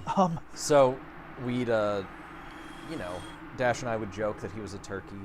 Yeah, because if he would go outside in the rain and look up, he'd probably drown. Yeah, that's kind of like nice guy. But yeah, it's like we're talking shit on him, but again, he was so much better than the other things that we were dealing with. Yeah. But he eventually got his own store. Yeah, in some fucking place. Raytown? No, it was. Wasn't it over in next to Oak Park? Orchard? Oh yeah, he took over Orchard. Yeah. Yeah. Which was by the school that Dash and I went to as well. Yeah, so we actually ran into him a few times after he left. But it's like, that era was, I would say, largely uneventful. It was a lot of us improving, making the store good. It was just like, this job was kind of good. Yeah, it was getting good there for a while. And then we get into the golden age. Well, yeah, then Joe leaves to go and take his own store over at Orchard or wherever the fuck he goes. I feel like he went to a different store before Orchard. Doesn't matter. He might have. He might have gone over to like Creekwood or something, and then. Oh, I'm almost positive it was Creekwood. Now they said, also, I just love his little. Dangly. They could have animated him any other way. Place the Lord Vessel on the altar. No. Like, God, what if Tim Curry voiced Framped? That'd be great. I need you to place the Lord Vessel. Tim Curry bib. Tim Curry bib. Perfect transition. Now we can warp. That's the critical thing. But now we're getting into the second half of the game, back half, where we need to kill the 4 gods, or we need to beat 4 certain bosses, but they're gods. I guess. Need to beat 4 certain bosses. They can be done in any order that we want, and we are going to do the order based on difficulty to fight. So we're as strong as we can be. Yeah. So So where are we headed first? I'm thinking we are going to do New Londo first. Cool. Because I like having some power when I fight Seath, because he's got a lot of health. Right. So Joe honorably leaves Roe GameStop, a rare thing. Yeah. There's an ASM position open, and they once again do not give it to Ryan. Yep. Tried for it again. Tried for it again and did not get it. Instead, it went to Sam, who I believe was Creekwood's ASM. Yeah, they might have just traded for Joe. Is maybe how it went. Because it might have been closer to where he was living. It was something. It was something. Like it was a very reasonable explanation at the time. I remember that. I need to go kill Sif first. So we get Sam, and admittedly, when Ryan didn't get it, Sam was coming into let's say, a bit of animosity. No fault of hers, but just the fact that Ryan didn't get it, we were kind of angry towards her. Yeah. However, Sam ended up just kind of being super cool. Yeah. Sam kicked ass. Continues to kick ass. Yeah, Sam, she's not with GameStop anymore, hopefully. God, I hope she didn't end up getting out. But Sam came in, and then this was our golden era, where Ben was manager, Sam was ASM, Ryan was an SGA, and I think I got an SGA position at this point also. Yeah. Because Ben was just like, give this motherfucker keys, he's been here for years. It was like barely even a pay increase. Yep. But it was an hour increase. It was an hour increase, and it gave me keys. It was more responsibility. And then I think we also hired a couple GAs who would work a little bit. Edwin was one of them. Yeah, which I actually talked to him a couple days ago. Oh, really? How's he doing?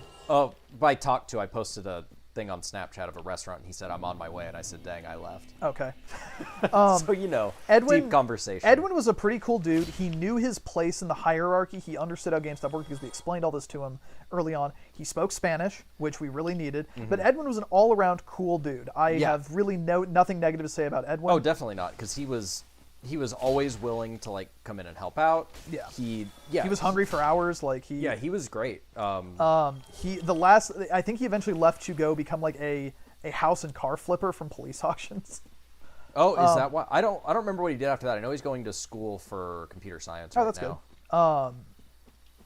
So Edwin was the GA. So that was kind of we were the squad of 5, and things were going really well. But this is also when workplace tension between Ryan and I started to build up, because Ben, and this is admittedly a legitimate way to do it, would distribute hours based on your numbers. Yeah. So Ben wasn't so much doing that as a carrot on a stick to be shitty. It's just like, look, we want to be good. We want the people who are doing better numbers to have more hours. So Ryan and I were now at each other's throats competing for numbers, which only boiled over one time. It only got really bad one time. I'm trying to remember. I don't even remember that. You had some people. There were some people that you weren't supposed to follow me all the way here. There were some people that you knew but weren't super close with who had come in, and I was doing the fucking legwork and all the selling, and then after I convinced them to do a pre-order, you came in to take the numbers because you knew them, and I was pissed. Oh, at that point, I don't know if it was, maybe I just didn't realize you had already done the selling for it. I was just like, I'll help my... That is new. I have not died that way before. I was like, oh, I'll help my friends. Yeah, so, and again, it's like, you weren't, I also don't think that you were like doing it maliciously, because there was a concept in GameStop of one person doing it, and then Adam was really bad about this, swooping in and then getting the numbers for it. Yeah. But it was at the point where it was like, I need to pay rent. Yeah. And the other thing that was happening, and I don't think you were maybe so much aware of this or paying as much attention to it, but like I would meet your level on hours, I would meet your like numbers. We would do more or less the same any given week. Mm-hmm. Sometimes I'd have the edge, sometimes you have the edge. But despite that, Ben would always give you a significant amount more hours than me because he spent more time working with you. I spent more time working with Sam. Yeah. It eventually got to the point where like I kind of talked to Sam about this, and then Sam went to Ben about it, and Ben, when she did, Ben was just like, no, Ryan gets better numbers than Dash. And then Sam's like, look at the numbers. Like, they get about the same. So it fixed it after that, and that helped a lot. But that was kind of a rough patch. Mm-hmm. But we got through it. Yeah, I think eventually we started just getting more hours across the board anyway. Yeah, because we started kicking ass. But it was a rough spot. So that goes on for a long time, maybe 7 months, 8 months. Mm-hmm. A relatively uneventful 8 months. A good 8 months of working GameStop. Yeah, Best time GameStop ever was. And it was great. We were we were getting up there as like one of the best stores in the district. Yeah, despite we would just be doing so much more volume per transaction. Yeah, I think that was part of the thing, and why GameStop stayed open despite the area it was in and how low our numbers were, is we were busy constantly. Yeah. Like there was zero downtime in that store because people were spending so much more money. Or not even that much money. It's like there were just a lot of people spending small amounts of money. That was actually the problem with GameStop is it's heavy traffic, low dollars. Right. I know there's a fucking bonfire right there. I didn't think I was going to die. I know that there's a fucking bonfire right there. Dash, maybe you should rest at that bonfire. Piss off. So that goes on until the release, and here we're tying it all back in to the release of Bloodborne. One of the reasons that we bonded so much with Ben is Ben loved Dark Souls. Dark Souls is an intertwined element of Rogue GameStop. Yeah. It is an important element of Rogue GameStop. It is the lodestone. It is it is what binds that store. The people who lasted at that store love Dark Souls. So Ben loved Dark Souls, so we came in. So we immediately hit it off on that regard. It's like all three of us could talk about how much we fucking love Dark Souls. Yeah, and this wasn't even like, I played Dark Souls and I think it's pretty fun. This was like he knew the lore shit. Yeah, he would buy huge he'd all the collector's editions. He went and bought like all the old FromSoft games, like the Kingsfield games. Like Ben, cool dude, loved his FromSoft. So that's how we all started bonding there. And then, contrary to GameStop offers you a lot of cool benefits as an employee. Contrary to popular belief, you don't get to take games home early. Yeah, you cannot play things before they come out. There are really, really big issues with they call it breaking street date, which is like there is a specific day that stuff can go out. Otherwise, basically the publisher, whoever the fuck, can sue the retailer. It's like $1 million fine. It's something like that, but I don't think it's actually illegal. Like I don't think they could sue you for it. But you break whatever relationship you have. So it's like you don't do it. Yeah, they will probably end up they'll be like, hey, pay us $1 million or you can't sell Grand Theft Auto 5. Yeah. Can you imagine how much hurt would be on you if they were like, you can't sell Grand Theft Auto 5? Yeah. It's the most money-making single piece of media that's ever existed, you're not allowed to sell now. So Bloodborne, it's time for Bloodborne to come out. And Ben, all of us, except Ryan because he didn't have a PS4, he still has not played Bloodborne. I've played a bit of it. I mean, you haven't played Bloodborne. You've touched Bloodborne, but you ain't got a PS4. I put about 8 hours into Bloodborne. Oh really? Oh, yeah. Shit, that's far. I had a PS4 for a week. Remember? Honestly, I forgot about that. We'll get into that. That's a fun story. So Ben is super excited for fucking Dark Souls. So it's not even like. Because we would get games in, maybe 5-6 days in advance, just to make sure there's no problems with the mailing, anything like that. Like, we'd get games in the store relatively early. Ben was opening the day before Bloodborne actually released. And then he took the actual release date off so we could play it all day, understandably. I have and would do the same thing. And games come out at midnight. Games come out, so this is even a midnight release game. Yeah, this is an important thing. It was the day of the midnight release. Yeah.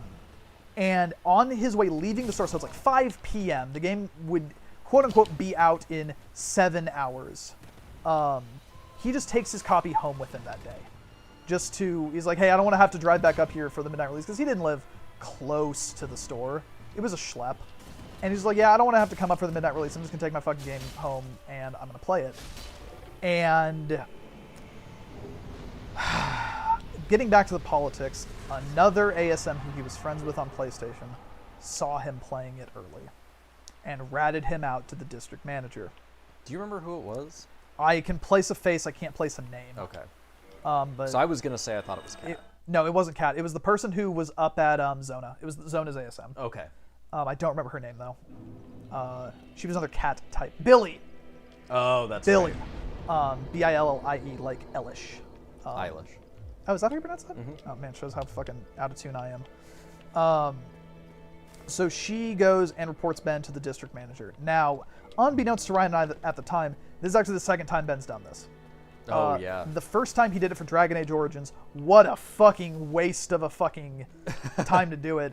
But Ben was so good at his fucking job that they gave him a first and final on it. Of just like, look, Ben, you know you're not supposed to fucking do this. You cannot do this again. And they let him continue to work. So when this one happened, they fired him. Immediately. He sends us a text, I think, the next day, explaining what happened. He comes in while I'm working to get his stuff out of the back, and I think we were both working, actually. So you might have been. And when he did, I stood up on the counter, I saluted him, and gave him the my captain, because he was like. He was great. Oh, so he was Italian, so we called him Spaghetti. Yeah. And all of his underlings were the meatballs. So we Yeah. were Spaghetti and the meatballs. It was great. So he got fired for that, of all reasons. When people like Angie, who were allowed to do what they did and just keep going and doing all that bullshit as long as they did, Yeah, the fact that like being this bad is at their jobs and being drunk at their jobs, able to last for years. So Ben got fired. But also, he got caught playing it 3 hours before Exactly. the release. It's like none. It's like I'm not saying what like Ben should have done that, but it's like come on. Yeah. Like, come on. Like, whatever. Whatever. So at that point, it's myself, Ryan, and Sam. Yeah. This is where stuff starts to get bad again. Yeah. I think the original thought was that Sam would take over. Sam would take over. Ryan would get his finally get his ASM spot, and then, that's going to be our thing. And Sam totally could run a store. Like Sam was a good employee. I think she was ready to. Yeah, like. But someone else had been tapped. Someone else had been before tapped. That. So we are going to now get into the worst manager the GameStop ever had. This man is. I cannot explain how stupid this person is. Holy shit! I forgot. I can't believe I forgot about this person. I thought we were going straight into Greg. I thought we were going into Gregamon, and I was gonna be like, no. I was gonna be like, Dash, really? The worst? He was great. So Matthew was an employee he was the manager of the Plaza store when the Plaza store closed. I think was he the manager or was he the ASM? No, he was I'm pretty sure he was the manager. Might have been ASM, thought manager. Okay. Maybe ASM though. Because Ben was training him to be a manager. I hate these ghosts so much. I might die here. I'm really bad at this part.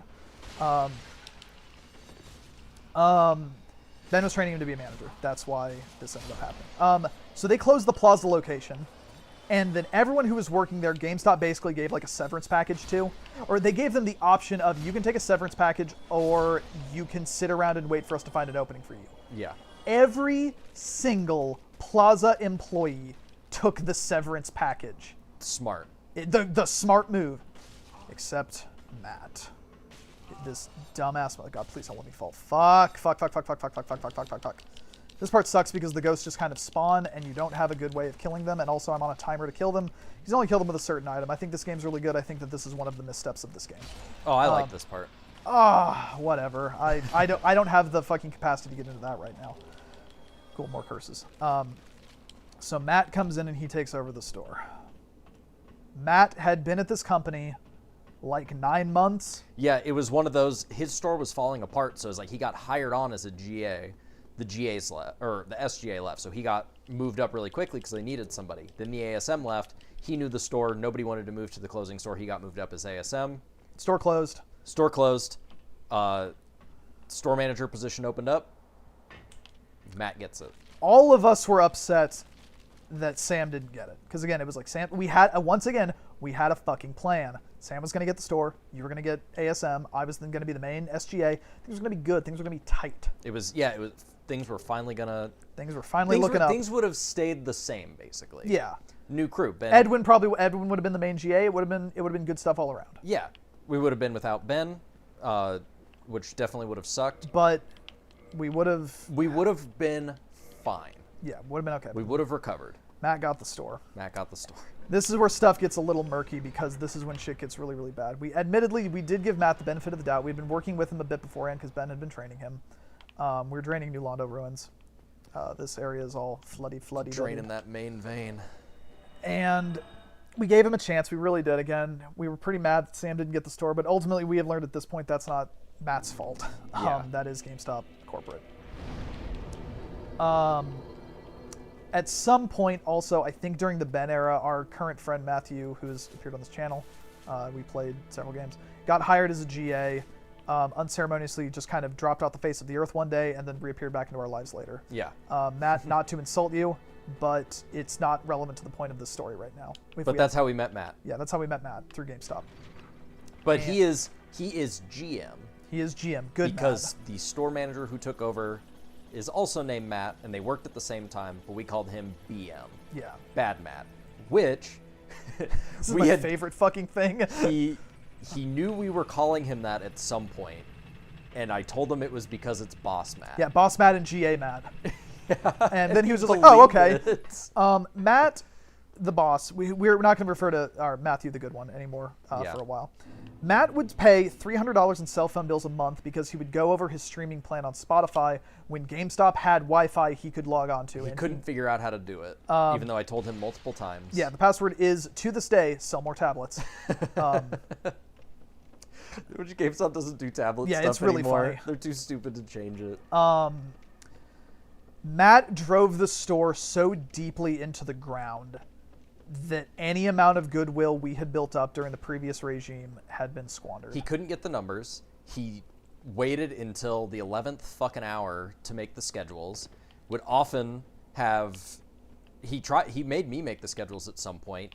He wouldn't do daily tasks. Like, he wouldn't do... We cannot say anything positive about this individual. He wouldn't do shit. He at one point threw a tantrum in front of customers against me for some reason. I don't even fucking remember what happened. Just, God, he sucked. Nothing was good about this individual. What he would try to do is he really wanted to be that cool GameStop employee. Which, again, you can't be a cool GameStop employee He had successful. shitty taste and he thought too much of himself. Like, we think a lot of ourselves, but this was kind of like... His tastes were garbage. He was like a snob and just... But, like, for no reason. A snob and a Sony pony and just like... I need to get that very large ember to get a better sword. Cool. So, yeah, he was just kind of awful. He loved Destiny 1, which is maybe the most damning thing I can say about him. Like, just get a vibe of what this person was like. He likes Taylor Swift so much. He's in a shitty pop punk band. He got a tattoo on his leg of Taylor Swift, posted it on her Twitter, hoping that she would let him in for free to her concert, and then legitimately got mad when that didn't play out. Yeah, he would kind of just like have these like ideas of the way he wants things to work, and then get mad when that doesn't happen because reality. Yeah. Oh God. I didn't equip the ring yet. Uh-oh. It's fine. The ghost can hit through the walls here, so I do need to be a little careful. Just don't fall off yet. Yeah, I know. Yeah, so he was awful, but also at that point, we had gotten, or before that, it was actually during the Angie time, we got a new district manager. Siege. No, Angie. Oh, yeah! Another Angie. God, I forgot. Who, she knew Matt was kind of new. She also liked Ben a lot. Yeah. Despite firing him, it's like they were friends. Yeah, they were really good. Yeah, I think her hands were... Yeah, it's like, I don't think that Angie would have... I think that came from above her. Yeah. So what ended up happening is she asked us, or we had issues with Matt, and we kind of brought it up because she was like, well, how's he doing? And it's like, well, if we're honest, here's this. So she makes the mistake of saying, okay, No. well, just let me know if you see anything else. And Dash and we let her know. Yeah, she was not prepared for the amount of information that she was about to take on. Yeah, she truly did not realize how bad BM was. Fuck. How bad Matt was. Give a shake. No, it doesn't matter. Keep going with your thing.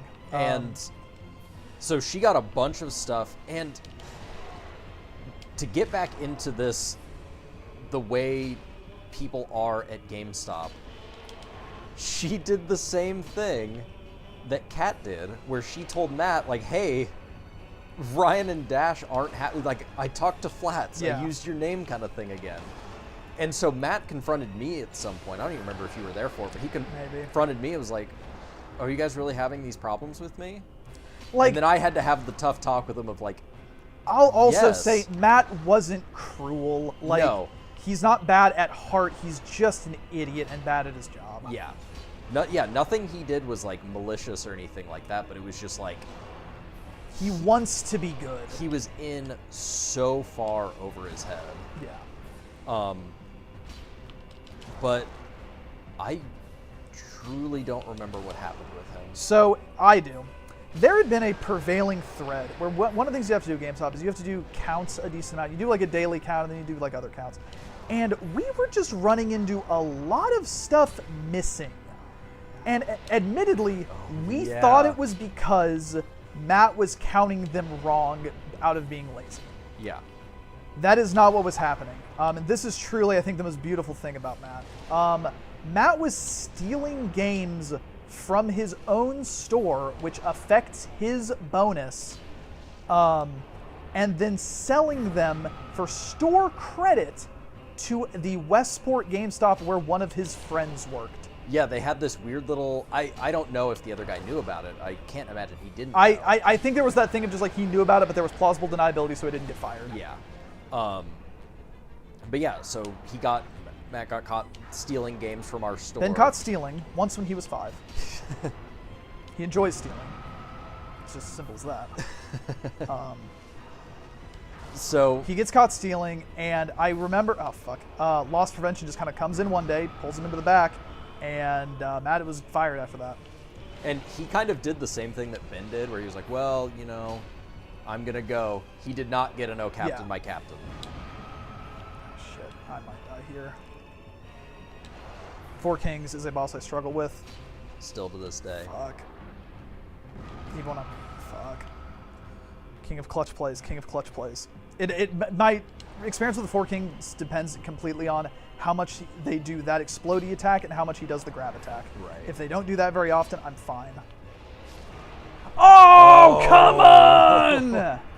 First death of the run. Well, I guess first real death of the run. I fucked up a couple times. Of the run. I fucked up a couple. God, that's so fucked. So it keeps spawning in more Four Kings, so you have to like play really aggressively, and it's God, I just hate him. Oh yeah, so that is what happened. I completely forgot about that. Do I have any souls?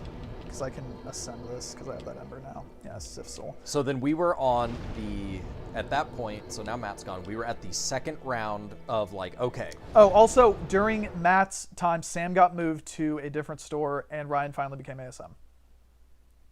Oh yeah, so you know what happened with that? Go on. Spill the tea, sis. Oh yeah, there's tea on this one. They had basically flat out told me that like, yes, you're gonna be ASM. Eventually. Yeah. It was basically before Matt came in, they were like, hey, Sam's gonna move up, and you're gonna get ASM, and then they were like, no, never mind. And Sam was also, I guess she was floating around that she could have the option to go to a different store, and she's like, I don't want Ryan to miss out on being an ASM. Yeah, it's like she kind of took a bullet for Ryan. Yeah, so, well, I mean, she was going to have to stay as an ASM, which I think she'd rather move stores at that point anyway. But, yeah, so she just being fucking goat, being great. Sam's great. Was just like, look, I don't want him to miss out on that. So I became ASM. Was that during Matt's time, or was that? No, it was during Matt's time. Okay. I truly just do not remember the order of all this shit. Yeah. And then they move in. No, fuck. It was kind of, we got to another, not quite as good as the Ben times, but we got me. So Greg came in. Yeah. Greg was a person who had been with the company off and on for a super long time. He had like 5-digit employee code, not very much time. Which it's like he had been there for a long time. But off and on. Yeah. And I think he was doing the Raytown store at the time. I think so. I don't completely remember. And you and Greg hit it off better than myself and Greg did. Yeah. Greg was professional with me, but I'm pretty sure he did not like me. Yeah. Because I think a lot of it kind of went to, he was a little more Raytown minded. He was a little more, he didn't quite understand the inner workings of that store yet. Yeah, and our brains were broken. Yeah.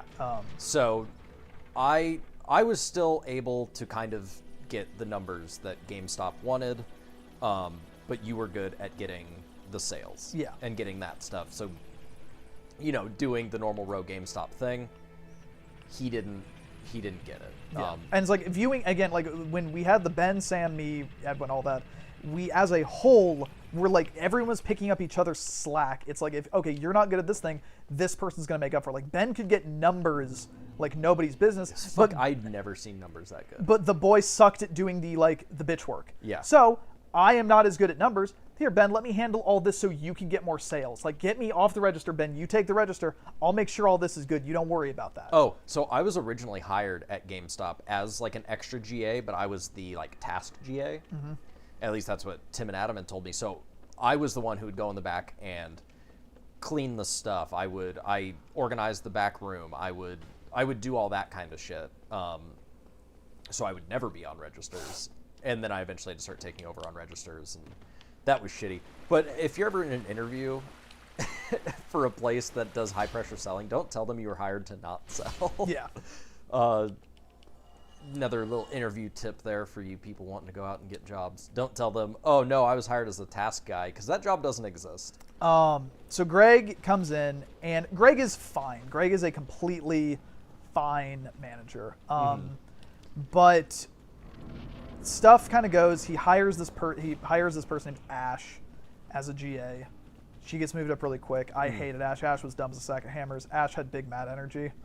I hated her so much. Yeah, she was kind of like a Matt and Kat put together, but like too dumb. Like, she wants to be crafty, but she's really dumb. Yeah. And this is also when I'm beginning to wrap up my shit with. I guess I wouldn't be wrapping up. I don't exactly remember. I think the thing that this is at the point where I have really learned the ways of the deal goblin. I have figured this out. I know how to get cheap games. And I remember Ryan and I were sitting around at GameStop one fucking day, and it was just like, why are we here? Yeah. It was like the thing was like, Best Buy gives a better discount than GameStop does. It's employee discount. Yeah.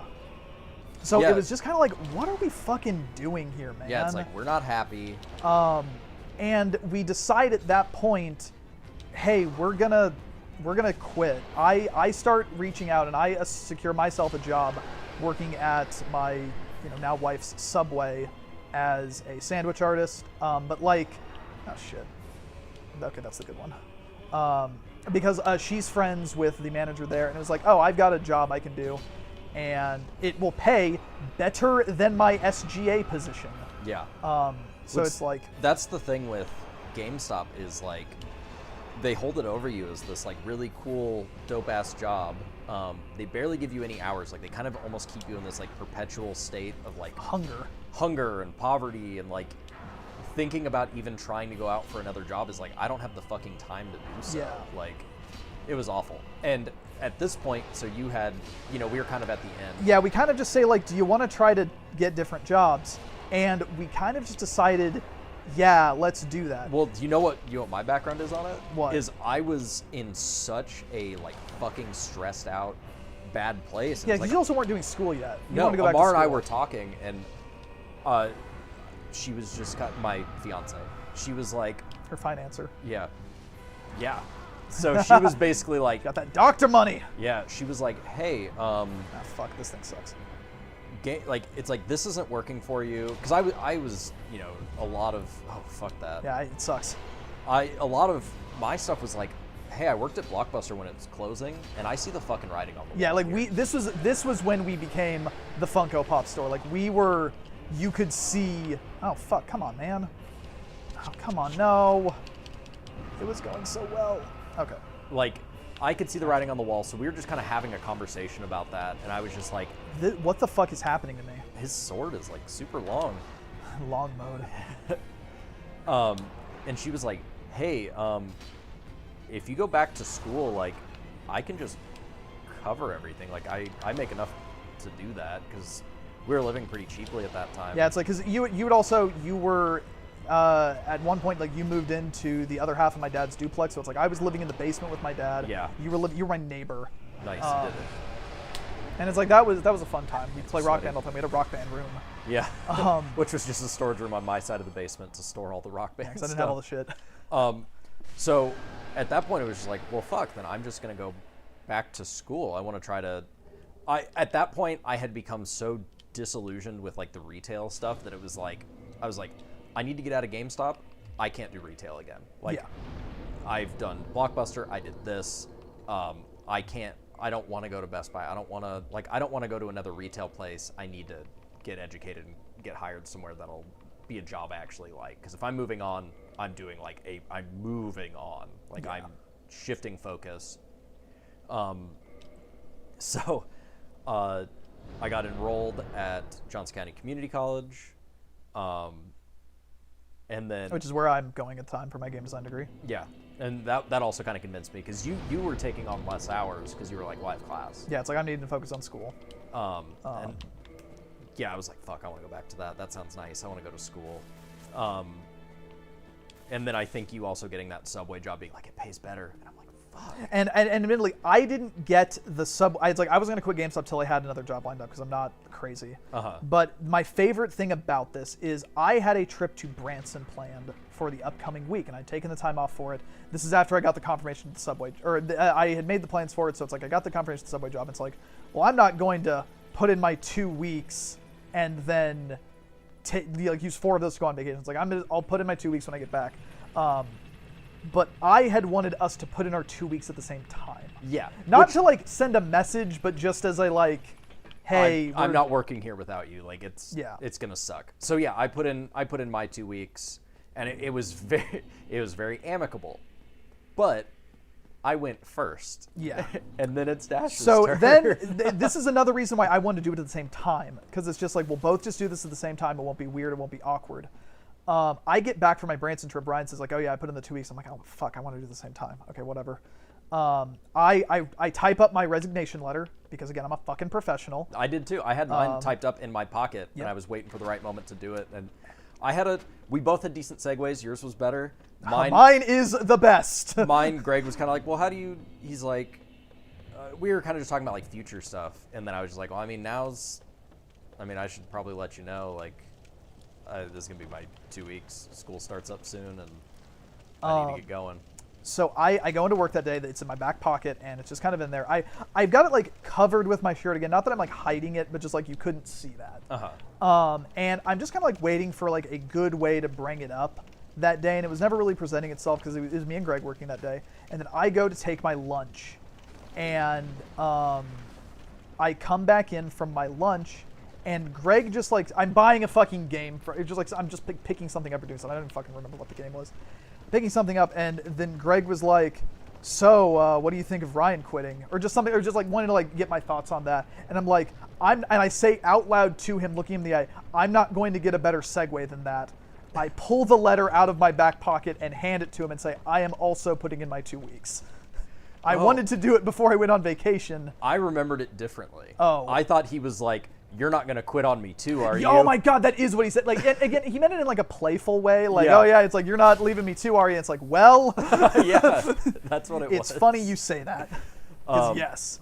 And he was not happy with me. He also, he came back to me, he's like, did you guys plan to do this? And I was like, Greg, I like you. I think you're a cool dude. There, in no way would I want to I know I've been here long enough to know that fucking up the store doesn't affect GameStop at all. Yeah, it's we're not trying to send a message, but this is just what we're doing. We have both come to our natural conclusions. It's been almost 5 years of hell, and school starts up again soon. Dash is going to be taking on more time there. I'm going to be starting up school, and I can't be doing both at the same time because I'm going full time. And I basically told him look, Greg, it's not you. It's not anything. It's I'm needing to focus on school. They're going to pay me better at this other job, and this place is too stressful. It's not worth it anymore. Yeah. And Greg, and it just happened. Ash became the new ASM, and we departed GameStop.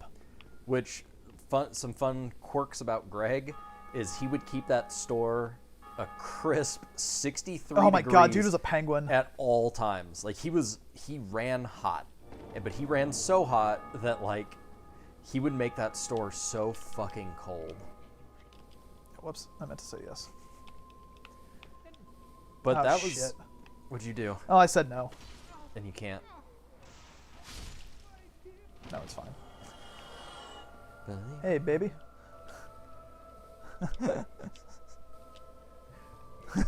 Hey, ignore what just happened. Yeah, it's fine. It's fine. But that was GameStop. So we at this point are going to school together. We have kind of similar schedules. Like we didn't plan our schedules around each other or anything like that. That's not how fucking college works. But also, just want to point out, fucking exactly 30 humanity. That's pretty good. Which we do this because we can open up a shortcut. Which, honestly, the shortcut is there for 50% of skipping some bosses, 50% of getting the sunlight maggot. Because then we don't have to get the lamp. I love the sunlight maggot. That's what I always get. So we start doing school for a couple of years. And it wasn't a matter of like Ryan and Amara found out that they actually could not maintain that of just like only her working, but it was kind of just like Ryan had no spending cash. Yeah. As a result of it. And I think that seemed like that kind of like began to grate on you. So I'm working at Subway. I've got a pretty decent gig going. It's myself, Melissa, her boss. Like it's a pretty cool, it's a pretty chill environment, honestly. I'm enjoying the job a lot. It was so much better than GameStop, paying me more. I eventually became the ASM of that store. And I'm just kind of like, hey, look, we're hiring. Ryan, do you just want to come and pick up some extra shifts at Subway? Like it's no like real commitment, no responsibilities, just like little fuck it shifts. Yeah, it was right after school. It was close to school too. Yeah, like you could hit it on your way home. Like it was just kind of like, hey, do you want to come do this and just work with us at Subway? And it'll be, like, you know, we'll get the dream team back together. Yeah. So we go and do that, and then there is stuff started out really cool. Then just Subway started to get really weird. Yeah, I think it sucks when you're working at a corporate place that then they're like, they decide at some point, like, we're just not making enough money. We're not making a gross amount of money. So let's change it. Yeah. So stuff started to slowly change, and it just became a matter of, like, the job was getting shittier and shittier. The demands were getting more and more. And, like, Ryan, who was, like, openly had no skin in the game the entire time he worked there. He was very upfront about that. Like, and I wouldn't say I was similar, but Ryan was like, you can fire me and I will not care. Like, Ryan had no real incentive or desire to work long-term with Subway. I had also made it clear to them, like, they offered me a store several times, and I was just like, look, I appreciate it, but I'm not here for the long term. Yeah, no thanks. It's like, I'm here while I'm working at school. I'll be your ASM because I can do those at the same time, but I'm not taking them over my own store. Yeah, and I did eventually pick up more hours. They weren't fuck it shifts. I was eventually working it was like 20 hours a week. Yeah, but it eventually got to the point where you didn't even really want to be doing that anymore. So you end up, I think, ducking out after a year or so. Well, yeah, because I did a year of school. The associate's degree is 2 years. This rules. Yeah. Just like, see all these... Wait, look over. Oh, yeah. The Centipede Demon. Centipede Demon. That's the only time we're going to see him. Yep. I love that I can just drop down here. So I did a year while I was still going to Johnson County. I don't know why I'm really bad at fighting the wall guys. Did a year there, but I was moving over to a different college that was further away. Yeah, that was... So I was like, all right, I'm done. I gotta go. It was starting to suck ass anyway. Yeah, it's like stuff was getting bad there. Like, it never got GameStop bad, admittedly. Yeah. But it was just kind of like, this place was cool, and now it's not so cool anymore. Yeah, I think it sucked because it was like a Walmart Subway. Oh, so yeah, that was part of it. We got like Walmart clientele, and they're a whole nother breed. Whatever. We do the Subway stint. Like, nothing hyper interesting politically happens there.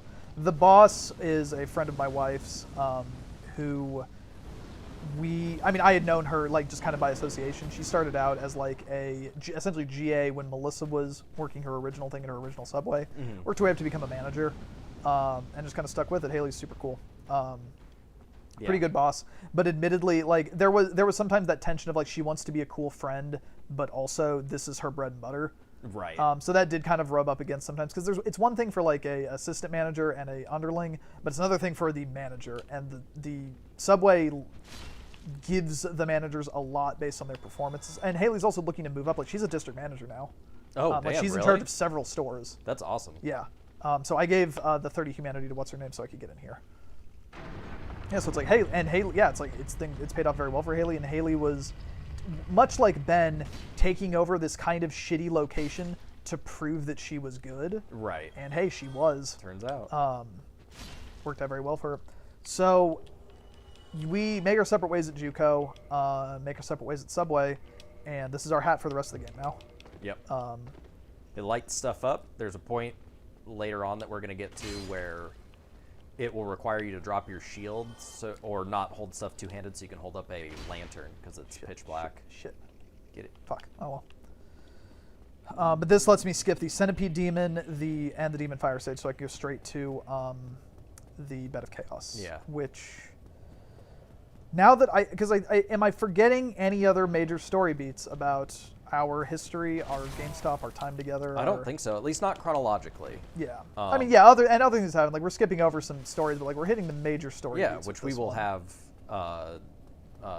We'll probably just do some rapid fire, fun GameStop stories. Yeah, like here, just you have a better memory for the specific stories than I do. Okay. So you just prattle off while I get really fucking mad at this gimmick boss. Cool. So I was robbed at GameStop at gunpoint. Oh my god! Also, and you have a fear of being robbed. Oh, who doesn't? I'm not really that scared of it. No. Like somebody wave a gun in your I'm face. not saying like I want to be robbed, but like within the context of things I'm afraid of, that's not high on the list. But yeah, basically me and Eric were working, and we never talked about Eric at all. Oh yeah. Also, during the Greg's, so one thing I will say about Matt is the only person who was willing to hire Hunter. Yeah. Ben adamantly refused to hire Hunter. Ben did not like Hunter. So we tricked Matt into hiring Hunter. Slide around. It's the only time you can have fun. There you go.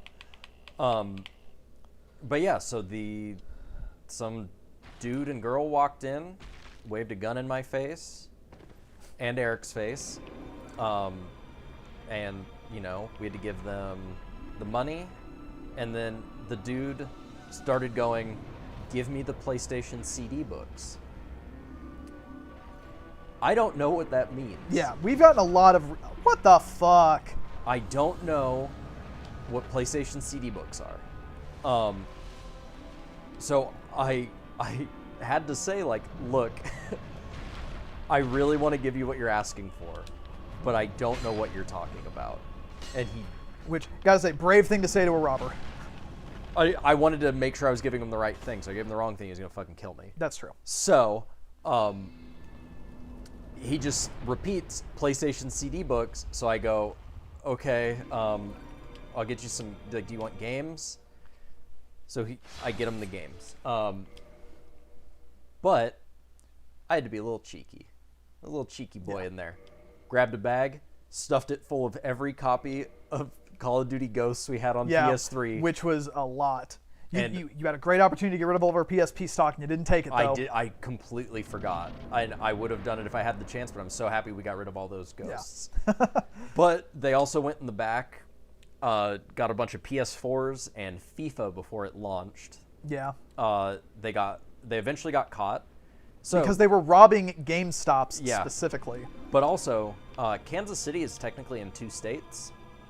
They crossed state lines. It became a federal issue. Oh, I forgot about that element of this. And bigger agencies came in to investigate it. I still get letters from the jail that the dude is in.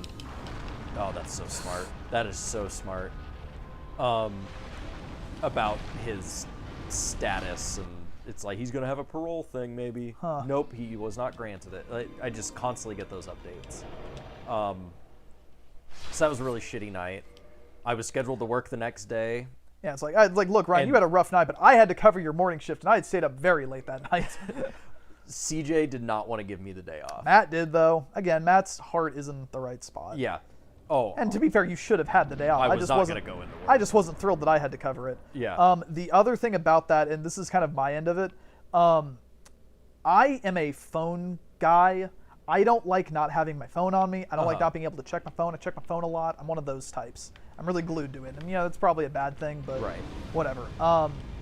My phone is going off when I am, like, with Melissa or having... And I'm also notoriously bad of, like, I'm having a conversation with a person and my phone goes off and I will need to check my phone. Right. I know it's rude. Got to do it. But I was having a conversation or something with Melissa, and she didn't want me to check my phone or something like that. Or was there some reason that she just thought, I'm stupid. I know exactly why I'm getting hit, and I'm letting it happen. So my phone's going off a whole bunch. I need the floor to break. Yep, because that's going to happen. Yeah, I need to break the floor first. And she says something like it was something effective. I was just like, hey, give me my phone. I need to fucking check my phone. I hear it going off. And she's like, oh, it's fine. Like, don't worry about it. So it's like we have our conversation. It goes for like 20 minutes or whatever the reason was I couldn't check it. And I go also the Centipede Demons. Conversation, wink, wink. Oh, hey, Fireboy. Oh. Little Egbert. Little Egbert. And afterwards, she was just like, it's just group me, it's nothing important. And afterwards, I pick up my phone, and I'm like, Ryan got robbed at gunpoint. And she's like, wait, fucking what? And I'm like, yeah, that's why you always let me check the fucking phone in case something goes wrong. And there we go. And it was like, that was my fucking end of that story. And then I had to open the next day. I was not thrilled about it. I wasn't even supposed to be here that day. Yeah. Hey, guess who else was up all night? Look, Ryan, we need to remember who the real victim is Yeah. here. Capitalism. Didn't Eric also want to like try to be the hero? No. Oh, see, I feel like he like either said something that was just like, where it's like he wanted to go after him or like get their number or something like that, and you were just like, fucking, you stay the fuck back. I think he probably wanted to run after them and like get their license plate or something like that wherever they were, and I was like, no. Yeah, it ain't worth it. Don't worry about it. Another bit of retail advice: if someone's robbing you, just do what they say. Yeah, who cares? In fact, and help them, cut them a deal. Yeah.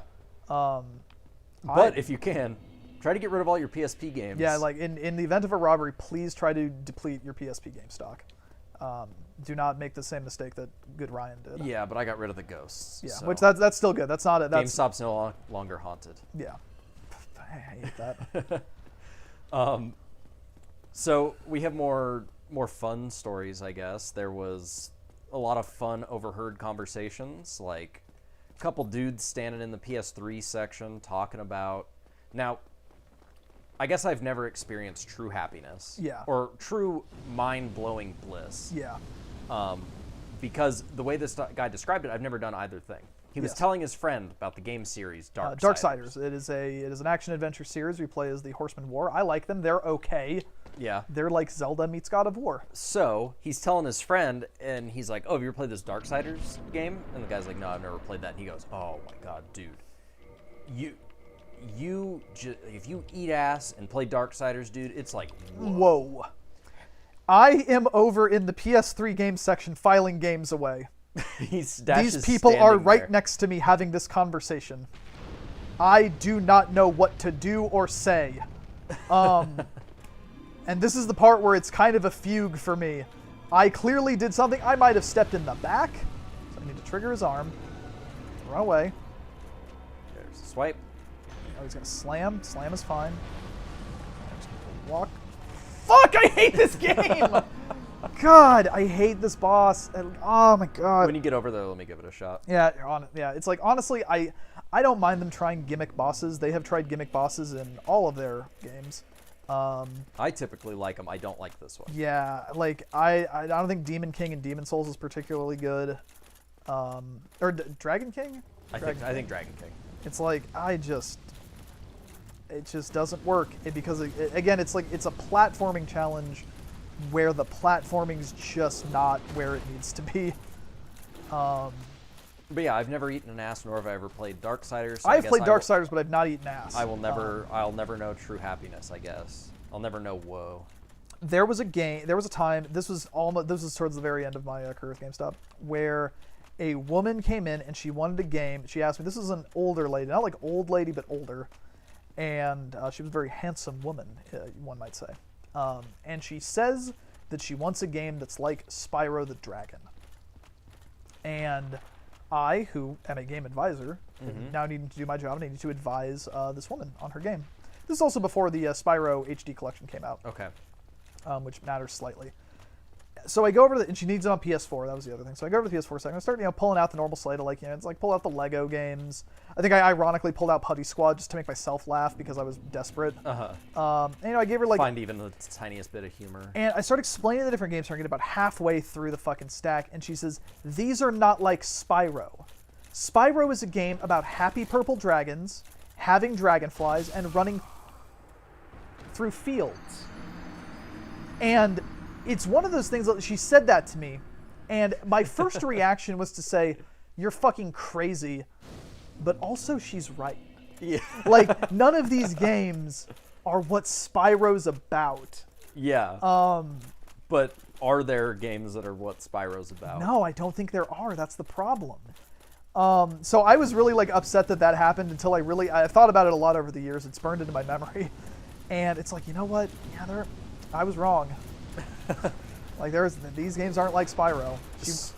So to really get a feel of what Bad Matt was like, you describing this reminded me, is I had a girl come in at one point, and so what Dash and I would do often is, at GameStop, you typically don't get your fill of talking about video games unless you create those conversations. Yeah. Dash and I talked about video games nonstop, and this isn't like Mario's a good game, and we're like, yeah, Mario's a good game. This was like, we would get into the minutia of just like, what game is like this game? What is like this? You know, what is game does, you know, everything. It also doesn't help that I have no other hobbies. Yeah. So. And I really love, I guess, like analytial theory. Yeah, it's like, I'll talk about like. We wax poetic about the nature of games. Exactly.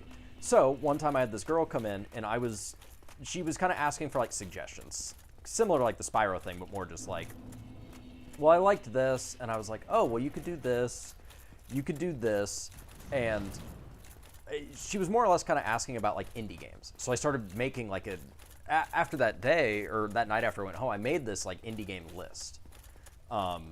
Just like, this would be a good thing to have. Yeah. Just on tap. And we could also sell those games and sell currency for them. So it's like there's even a money making opportunity. Exactly. But it was kind of a fun little exercise for me, because I was kind of like the indie game guy. Yeah, you are. You still are. And she comes in the next day, you know, like, oh, hey, that thing you told me, that was really cool. I liked that. My hands are off the controller now. Okay, Ryan's playing. Do whatever you want with the armor. I try to get as much poise as possible so I can just walk off onto the thing, but you do whatever you gotta do. Yeah, we'll see how it goes. So she was It not... was going so well up until now. Yeah, she was not an unattractive girl, but again, I'm in a relationship. Yeah. I'm also... I'm trying to be professional. I'm not going to hit on anybody while I'm at work. Outside of work, totally different story. Oh, yeah, I'm hitting on people constantly. Hit. Oh. Off to a good Get start. that neato start. Get that sip. Matt notices... You forgot. You have forgotten just how dog shit it is. Yeah. Matt notices... Fuck.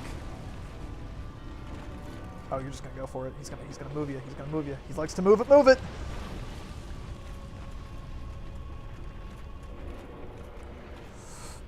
You aren't out of the woods yet. Heal now. You are a risky motherfucker. If he fires in here, you're fucked. Sip, sip, sip. Oh shit! You can't sip. There's no more sip left. Can I roll through these? Maybe. You're fat rolling though.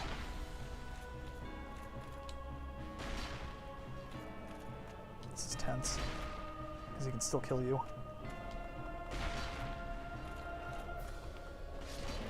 Whew. Okay. Told you I could do it. Yeah. Hey, look. Ryan has openly said that there are certain things about this game that he's really good at that I'm not. I don't know what that was. You're on the bonfire. Ryan's always been really good at the archers in Anor Londo also, which is a thing that I'm not very good at. Okay, so I'm having to be proxy to Matt being a creepy asshole. Like, where I'm showing her this list of games. She's like, oh, that's really cool. And Matt's like, oh yeah, like, does your boyfriend play these? Like, trying to get like, oh no, I'm single Matt out was of her. terminally horny. Yeah, so he was hitting on her while I'm trying to like have a normal customer interaction with somebody. Like, I'm trying to be cool and show off these games. I'm not trying to hit on her. I'm not trying to do anything like that. Matt had different ideas, but he's doing it over my shoulder. He didn't take over the transaction.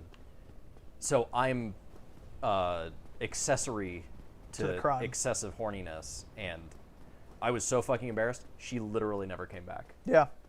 And it's like, that happened often. We had customers who stopped coming in and canceled all their pre-orders on me because they hated Matt so much. Yeah, people did not like Matt.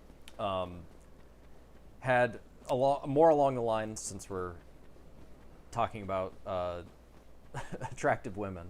I had one lady come in. I hate this hallway. It's just so fucking tedious.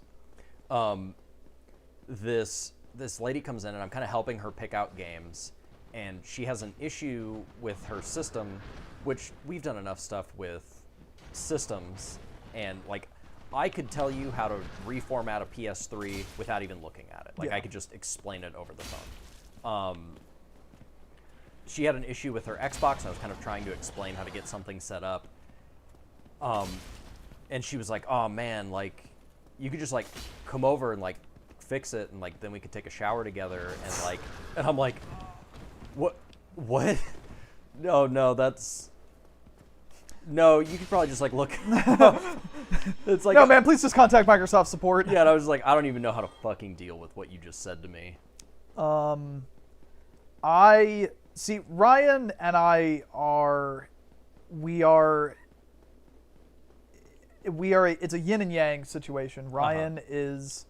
He is the light. I am the dark. Ryan was very friendly. People liked him quite a bit at GameStop. I made more enemies than I made sales.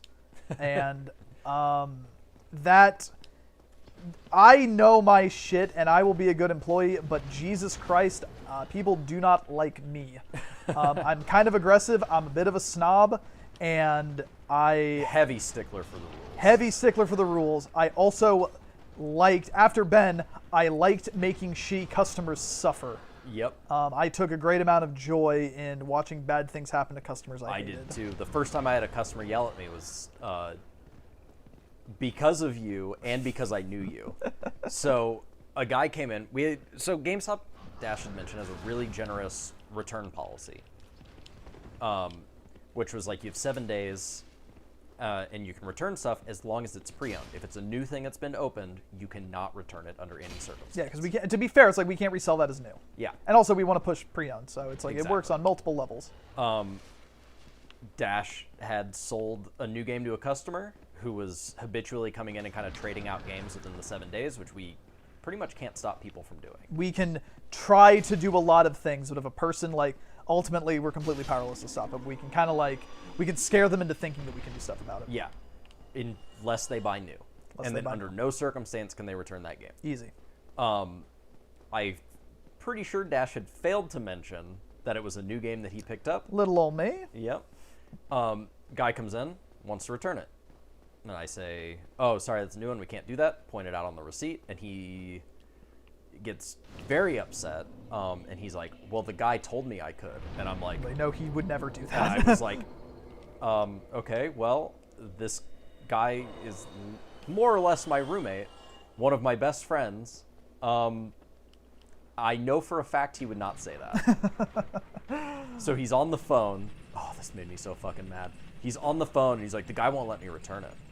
And actually, what ended up happening is he was kind of starting to do a stink, but he was still kind of nice. And I'm like, "Look, you're not being." At that point, he's like, "You're not being an asshole right now. I was ASM. I could make these calls. Didn't want to fight with this dude." Which admittedly, there were certain calls there were certain things again, I'm a stickler for the rules, but it's there are things that they're calls I could not make. Yeah. I was basically like, "How about this? I will give you store credit, but you can only get store credit, and the game you pick out, you cannot bring back, and I will write that on the receipt." And he was like, "No, I want to return it. I want money. I want cash. I want this stuff." It's like, look, you're not in a position to argue right now. He calls somebody, and he's just like, "Oh, they won't let me return it. This guy's being weird as fuck. This guy's being just a stupid fucker." No, what did he say? He said he called me a fucking weirdo. That's what it was. Which yes, but not about this. Yeah, and I was like, "Okay, fine. You can't." Oh no. Oh jeez. Snakes on a plane situation. I said, at that point, I was like, "I'm not gonna deal with this motherfucker. I don't have to be nice to him, and he's being an asshole." So I said, "Okay, I take it back. You cannot get store credit then." And he said, "But you said I could do it." And Fuck that. I said, "Yeah," and then you called me a fucking weirdo, and I was being nice. I decided I don't want to be nice to you anymore. And he goes, "Don't listen to my phone calls." And I'm like, "Motherfucker, you're standing a foot away from me. What? You think I wasn't gonna hear you?" So, given it's like I don't remember that exact transaction. Oh, I think I called you, told you about it, and you're like, oh, I knew not to do that, but I definitely called. I think it was Angie at that point. I called Angie and I said, hey, this guy's gonna come in. Say he's gonna try to return it. Don't do it. I'm imagining it's like I'm trying to put myself in that Dash's shoes, and I think what I would have done is I would never explicitly lie to a customer. That's the other thing is I won't ever lie to them, but I will totally hold the truth. And if that motherfucker brought me up a new box, I would not switch it for a pre-owned one, and I would totally just give him the new game. It's like I'm guessing it was something like that. Where he brought me the new case. Yep. And I'm like, nah, fuck this guy. I can almost guarantee that's what it was because I saw it and I was like, because I knew what he was doing because he brought in that fat stack of receipts that were all stapled together because he wasn't even smart enough to change those out. No one ever was. It's really weird. Yeah. So that was our way of checking if you were like consistently returning things. Is we would just staple the receipts together, and you could just remove those bottom receipts. Weird. And we would never know, and nobody ever did it. I mean, it's like we could see that it was torn, but again, we have plausible deniability. Yeah. Will get you very far with GameStop. But I hated the habitual renters. We had one who came in who got really mad when we cut him off of habitual renting, yelled at me, and then at the end of yelling at me, asked if he could have an application. God, I love it. But also a consistently shitty customer. Just that was kind of the situation every time. Is he'd be an asshole. He'd spend like an hour in there, and what game's good? This game. We would let cool people rent, but also cool people never rented. Yeah. That's kind of the issue. It's like we were like fucking Pressler or any. Oh, hey, I never get caught by that.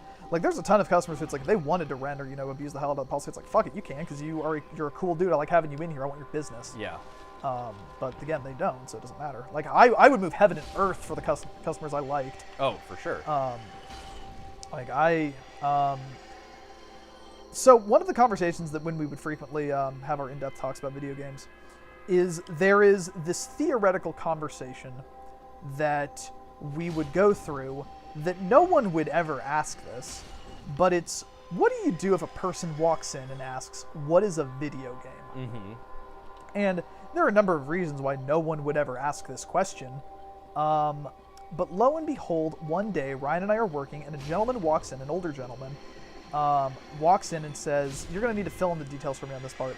I've been living in the mountains. Yeah, I've been living in the mountains of Nepal for the past 37 years, but my mom is sick, so I moved back into town, and I was listening to the radio, and NPR was talking about these. So I came in here to ask, what's a video game? Yeah, and he was this was right leading up to the release of the PlayStation 4 and the Xbox One for the time frame. And we were both just like, we've prepared for this our whole lives, but like we were kind of floored.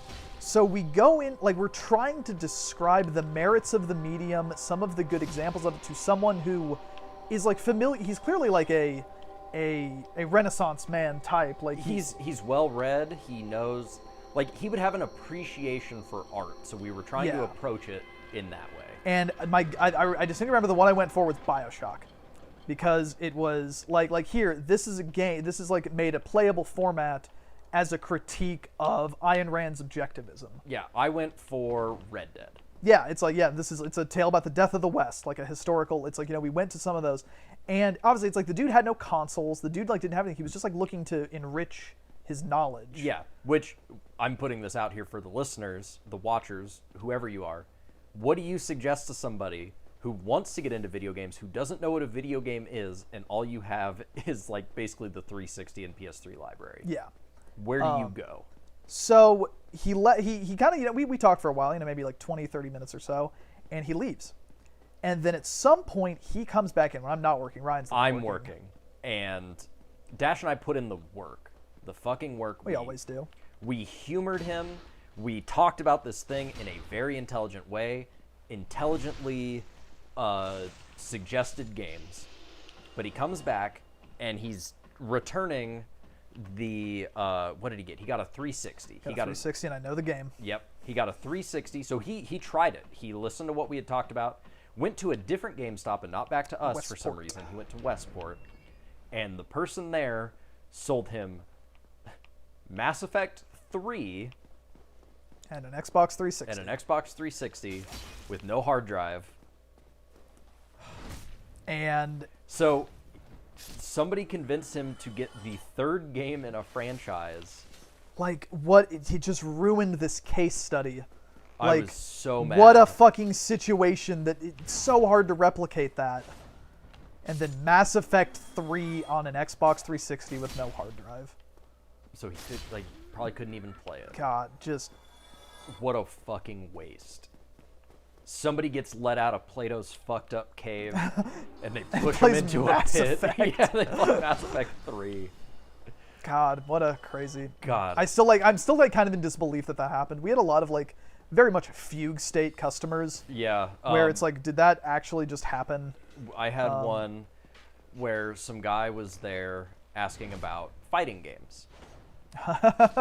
And specifically what he asked for is he's like, I want a fighting game that has just 100 characters in it. He wanted a fighting game that had the most characters. I feel that.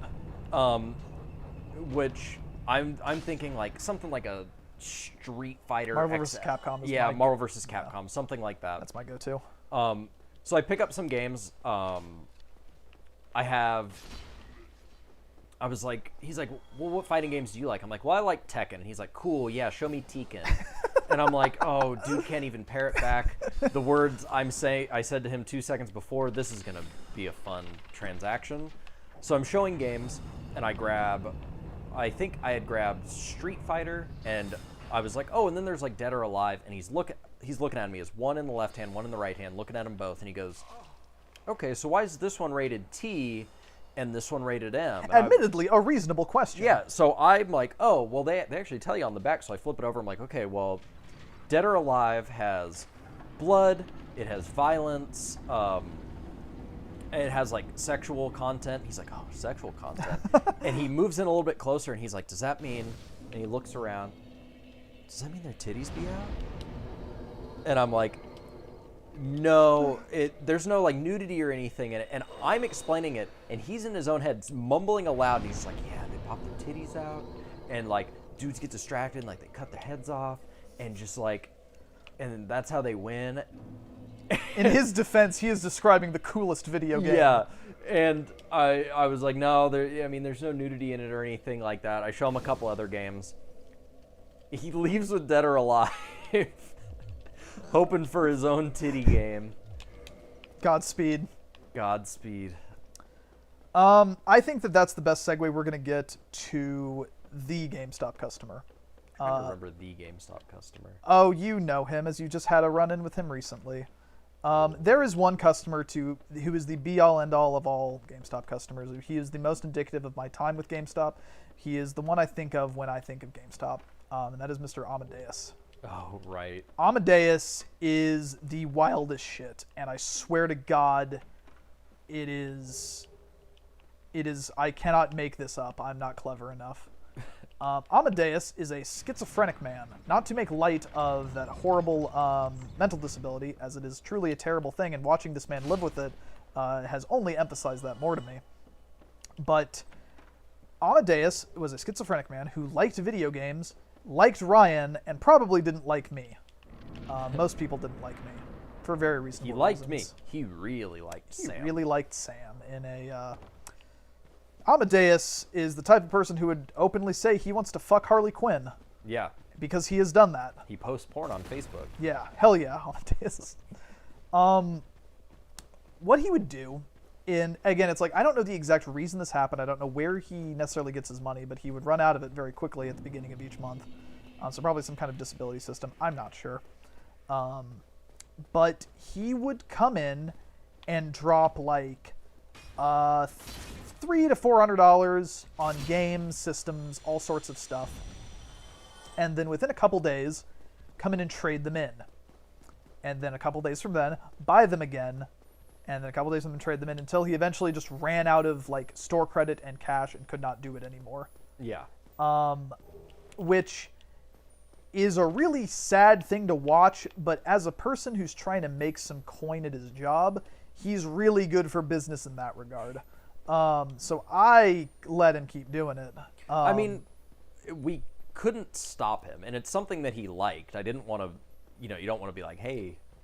And it's like, the other thing is like, he never tried to do the like rental thing to me at least.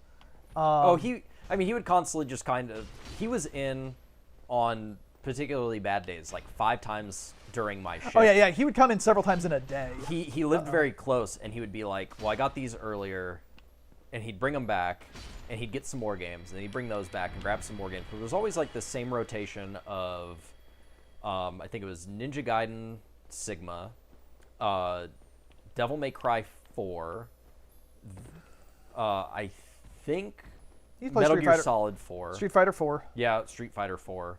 And it was always those games, just over and over again, across different systems. Yeah. But always, or if not those games, then stuff like those games. I'm pretty sure he's picked up Oni Chambara at one point. Yeah, he would branch out a little bit every so often. But he knew what he liked.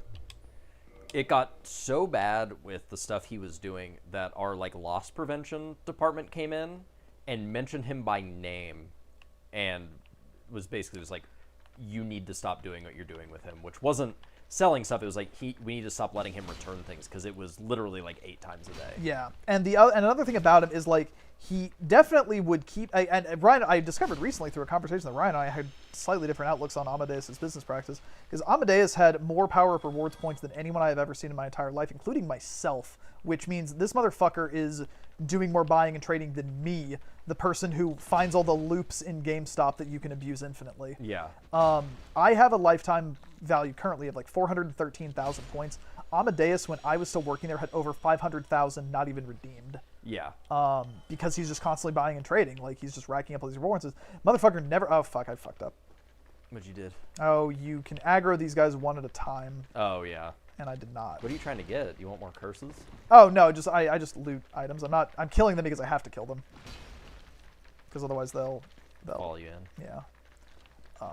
Yeah, not like necessarily hunting. Another cool thing about this Zweihander is if you hit it like near someone, it will still stagger enemies because it's so honking big. Got big honkers. Big Zweihonkers. But he has kind of like his own series of stories. Shit. He was often he would just kind of like say weird He would things. talk to himself as a schizophrenic would. Mm-hmm. But he was talking about Mario one time, and do you remember what I remember the names. Yeah. It is, I ain't no Luigi Templeton, not like my brother grabbing all those coins. Is Templeton what he thinks the Luigi's last name is? Is he talking to Templeton the rat? These are things that we cannot know. Yeah. These are unknowable truths. But the thing, there were 2 different occasions, 2 different customers, where they asked Ryan and I to hang out outside of work, which... Always a bad idea. Always a bad idea, but Dash honestly... and I were on dumb bitch juice that day. Yeah, we were on dumb bitch juice 24/7 that entire time. And admittedly, the first time worked out pretty well, although it was with high schoolers, which was kind of weird. Yeah, but we did go and play Just Dance, and I had a good time. I think maybe both Dash and I do. I think we both look a little bit younger than we actually are. Oh yeah, me especially. So we got invited to hang out. They admittedly looked older than I thought they were. Yeah. So we were hanging out. This sucks. That's weird. Okay. Did you fall underneath, or did Whatever. it just... He's a blind dragon. He doesn't know what he can't see. We were hanging out, and they kept talking about school. I assumed they were talking about college. They were indeed talking about high school, and I got really uncomfortable. I was hanging out with people so much younger than me. We did not hang out a second time, but it was all right. I mean, we would... because we went to their house to play the Just Dance the one time, and then we would also... I think we hung out a couple times at like a TCBY or a Starbucks to play DS. That was the same day. Oh, it was the same day? Okay. Yeah. We went to a Starbucks that was closing, and then we went to maybe a Hy-Vee or something like that, and then we went over and played Just Dance. I'm also not going to say that this necessarily makes it any better, but they went to a high school that I was at least kind of familiar with. They went to the Shawnee Mission East. I went to Shawnee Mission North, so there was a at least slight connection in that regard between us, which kind of maybe helped me like mentally jump through the hoops on why this was okay. Oh, no, I only hung out with them the one time. Was kind of like, no, I don't really want to hang out with high schoolers. I did get asked the best question I think I've ever been asked about a video game, and also this was very much a he knows what he's asking. He's doing this as a joke. But there was a Wii U game called Tank Tank Tank, a piece of garbage shovelware game, and at one time he walks up to me, puts it on the counter, he looks at me, and he says, "So, for real though, how many tanks?" And it's like, I thought that was a pretty good one. Good joke, good one. But Dash had mentioned there were 2 Yeah, times. I tell you that story to tell you this story. So, I didn't directly agree to it. Amadeus had asked Sam to, at some point, play Street Fighter, which she understood as let's play Street Fighter online. He said, let's play Street Fighter. She said, okay, cool. And then he got a call, or he called into the store and said, cool, I bought soda and snacks and stuff. What time do you want to come over? To which she decided not to say. She made the wrong choice. She decided not to say, oh, I don't want to come over, stuff like that, and instead called me and said, you're coming, like basically like, can you please come with me? Yeah. So I did. Yeah. Went into the inner sanctum. I love him. I just love him. Sleeping. So sleepy. And it was pretty awkward, to say the least. We did, in fact, play Street Fighter. I am incredibly bad at fighting. Hey, who do you main in Street Fighter, though? Who'd you pick? I don't even You fucking pick Jury? remember. Seemed like a Jury guy. I don't remember. But he kept talking about one of the girls in it and how much he liked her and how she's like spunky and really cool. Probably Jury. Maybe. And so that was already awkward. At one point he was like, I got pizza. I'll make it and we can do that.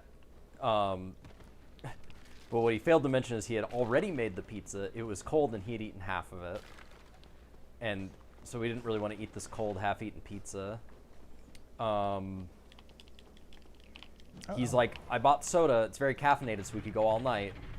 I was not planning on staying all night. I was hoping this would be a very short thing. After about 2 hours, Sam and I were both kind of like, we had both agreed kind of at that point, like things were kind of getting pretty awkward. More so than this very fundamentally awkward situation. Yeah, because it was starting to get clearer and clearer that Amadeus was hoping this was a date. Yeah. With Sam. So she kind of came up with a plan to be like, okay, well, I'll just say, like, my girlfriend is having issues and I need to go, like, do some stuff. Which also the issues being, let's say, feminine issues. Yeah. So that was a whole thing. Bad plan. So she's like, okay, well, we can play one more round or one more, like, set, but then I really got to go, and Ryan's my ride because we came in one car. Smart. I mean, stupid that we were there in the first place. I mean, yeah, smart. like, no, we're way past that. Yeah, way past cool. Chili dogs. So, we're getting ready to head out, and it's like, okay, we'll just do one more fight and we can go. He immediately, while we're fighting, backs up to the edge of the screen, guard, to just spread it out and stretch out the time as long as he can. You also were giving me text updates while this is happening, while I am certainly laughing to myself. Oh, yeah. I was saying pick Blanca the entire time. Oh, I'm sure. I'm sure I did, too. So, that happens. Basically, up until after we had said it, we were going to leave after this next thing, he didn't say a word. With how long he was stretching it out, he didn't say a single word for like 15 minutes. Yep. While we were packing up. And then we got out of there safely. And Ryan adds him on Facebook, and he added me. He added you, and you accepted. Of course. That is some wild shit. It was Yeah. See, you just got to be. This is Patches O'Houlihan. He Not fucking anymore. sucks. Fuck that guy. Is his last name really O'Houlihan? No, Patches O'Houlihan is the Patches from Dodgeball. Oh, right. I just wanted to make sure. You never... Miyazaki gets influences from all over. Yeah. Mountains of cocaine. Gosh, what other stuff is there? Do we want to... We won't drop names on this one because I'm sure he'll find out and chase us down. But that guy whose kids stole $100 from themselves for the Xbox One. You know, you just said, like, not name names, and I almost just said, oh. That guy? Yeah. So a fun thing about him, I actually found his name somewhere else. You know when you go on like Google reviews and they like give you the names of like the trusted like community pillars or whatever, Uh-huh. like people who recommend so much shit that they are like acknowledged as worthwhile. He is one of them. Of the top fans badge you get on Facebook. Yeah, like that, where it's like a Google trusted advisor. Oh, okay. Whatever the shit. Very nice. Yeah, I think that's funny. Yeah, that's a shitty story, but it's like there's no way we could talk about just like the shitty stories because there's so many of them. I'm trying to stick to the good ones, or at least the ones that are kind of funny. Like when you're working at GameStop with someone and you work fucking constantly. This is Vamos. He's a skeletal blacksmith who works so hard he doesn't know he's a skeleton. His beard is bones. I love him. Did you know that your beard had bones? Oh yeah, I can't grow a beard, so no, I didn't know that. You'd be much more adept at that than I would be. It's pretty bony. Erect, fully erect, long mowed beard. So you run out of stuff to talk about, and when you're just sitting around in silence on a shift, that's not the most fun. So you talk to try to pass the time, and sometimes you just don't really have anything to talk about, but you want to talk anyway. So you turn to the person working with you, and you're just trying to make conversation. And you ask them, or you don't even ask them, as there was no question involved. You say a statement to them in an attempt to drum something up. And you say to them that, here, Ryan, do you want to remind me of what the statement I made was? You said Mortal Kombat 9? Mortal Kombat 9. Mortal Kombat 2009, technically, is the... Mortal Kombat 2009. Or wait, is it 2011? When did Portal come out? Portal 2? 2011, I think. Same day as that, so Okay. it'd be 2011. But you said to me, Mortal Kombat is the oldest game I own. And I said, I thought, like, that game's not very old. Do you not? I thought you played stuff before this generation. To which you then changed what you meant. What did you say? I can't. I said no. Oh my God! The fucking legend gets to live. We're gonna get to let the legends come back to life. Not right now though, because we need the Sunlight Knight. You changed it to something even more. I said no. I meant it's like the game I have had the most consecutive amount of time without selling. Yeah, and it was such a just like who fucking cares kind of thing. Now, that it came so out of left field. Like I was seething when you told me this piece of information that now lives rent free in my fucking head. Just who fucking cares? Because normally he'll at least humor me, and he'll at least have the conversation with me. Not this time, no siree, Bob. He immediately was just like, "Why the fuck did you say that to me?" This is information that nobody needs to know. I don't know why you know it. Please don't. That really sucks. Died. It's fine. It doesn't take that long to get back. And it was just like, who cares? That being said, I'm pretty sure it's still true. Okay, good. I still have the copy of Mortal Kombat 9. One time, Dash and I were working, and we're kind of standing behind the counter, talking. And this kid, he had to have been about 10 years old, walks up to the counter, and I'm like, "Oh, hey, what can I do for you?" And he goes, "Oh yeah." He goes, "Guh," and I go, "Guh," and he goes, "Uh-huh." So I go, I don't know what to do, so I gesture to the PS3 section, and he wanders off and finds what he's looking for. Greatest salesman who ever lived. Yeah. It's like, okay. I had one time Dash picked a really good game. He knew exactly what this kid was talking about. But a kid came over and he's like, this is kind of the question you assume more people are going to be asking. He's like, I'm looking for a game, and there's a red guy, and there's a blue, and I was like, do you know anything else about it? He's like, no. And then when no one would very reasonably not ever be able to answer those horrible questions, that's when they'd call in the big guns, which is I'm the big guns. And Dash knew. I knew exactly what game it was. It was Sengoku Basara Samurai Warriors on PS3. Yep. It doesn't have a red guy on the cover, but I still figured out what he meant.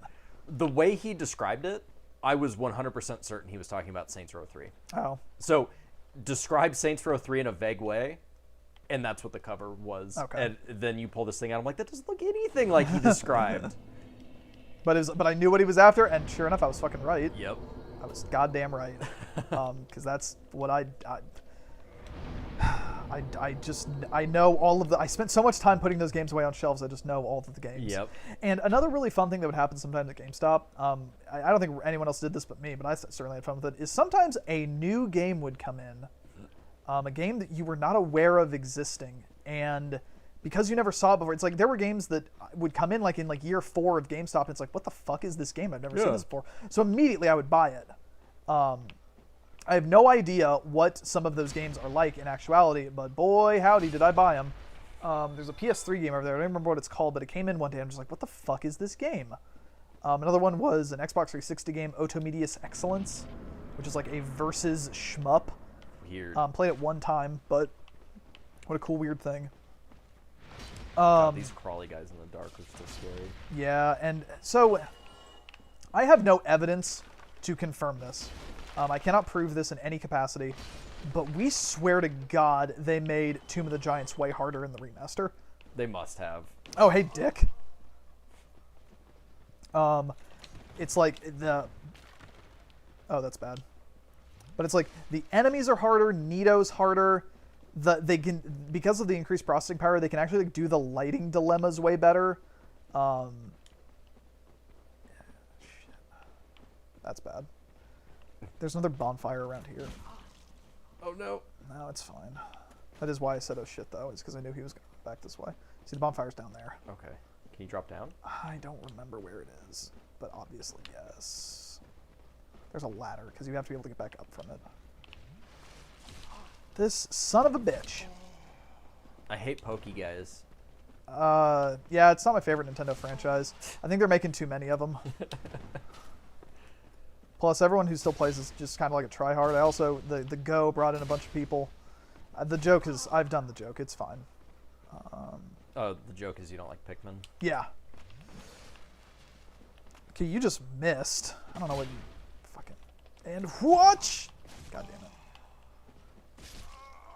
Dash thinks he's good at Dark Souls, he promises. Look, man, I told you, we're still making good time overall, I think. I don't even remember if I got the bonfire down here or not.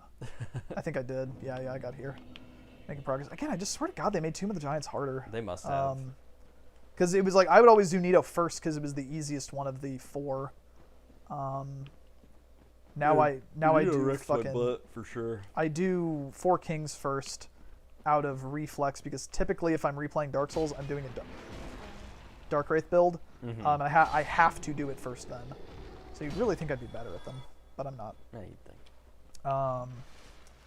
Damn, what else happened at GameStop? I mean, it was a lot of... This is a very therapeutic venting session. Yeah, I wanted recorded, I wanted the history recorded and have it on record, so that years from now, when I've forgotten all this, I still have these recordings that I can go back to.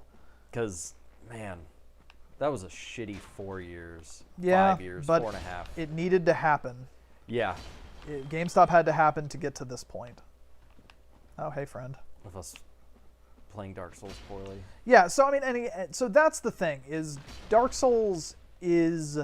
I have a association, like, this game is just tied into my head for Do you GameStop. go down there? Now this is, I mean, yes, I do go down here, but this is also where the boy is. Ah. Yeah, there he is.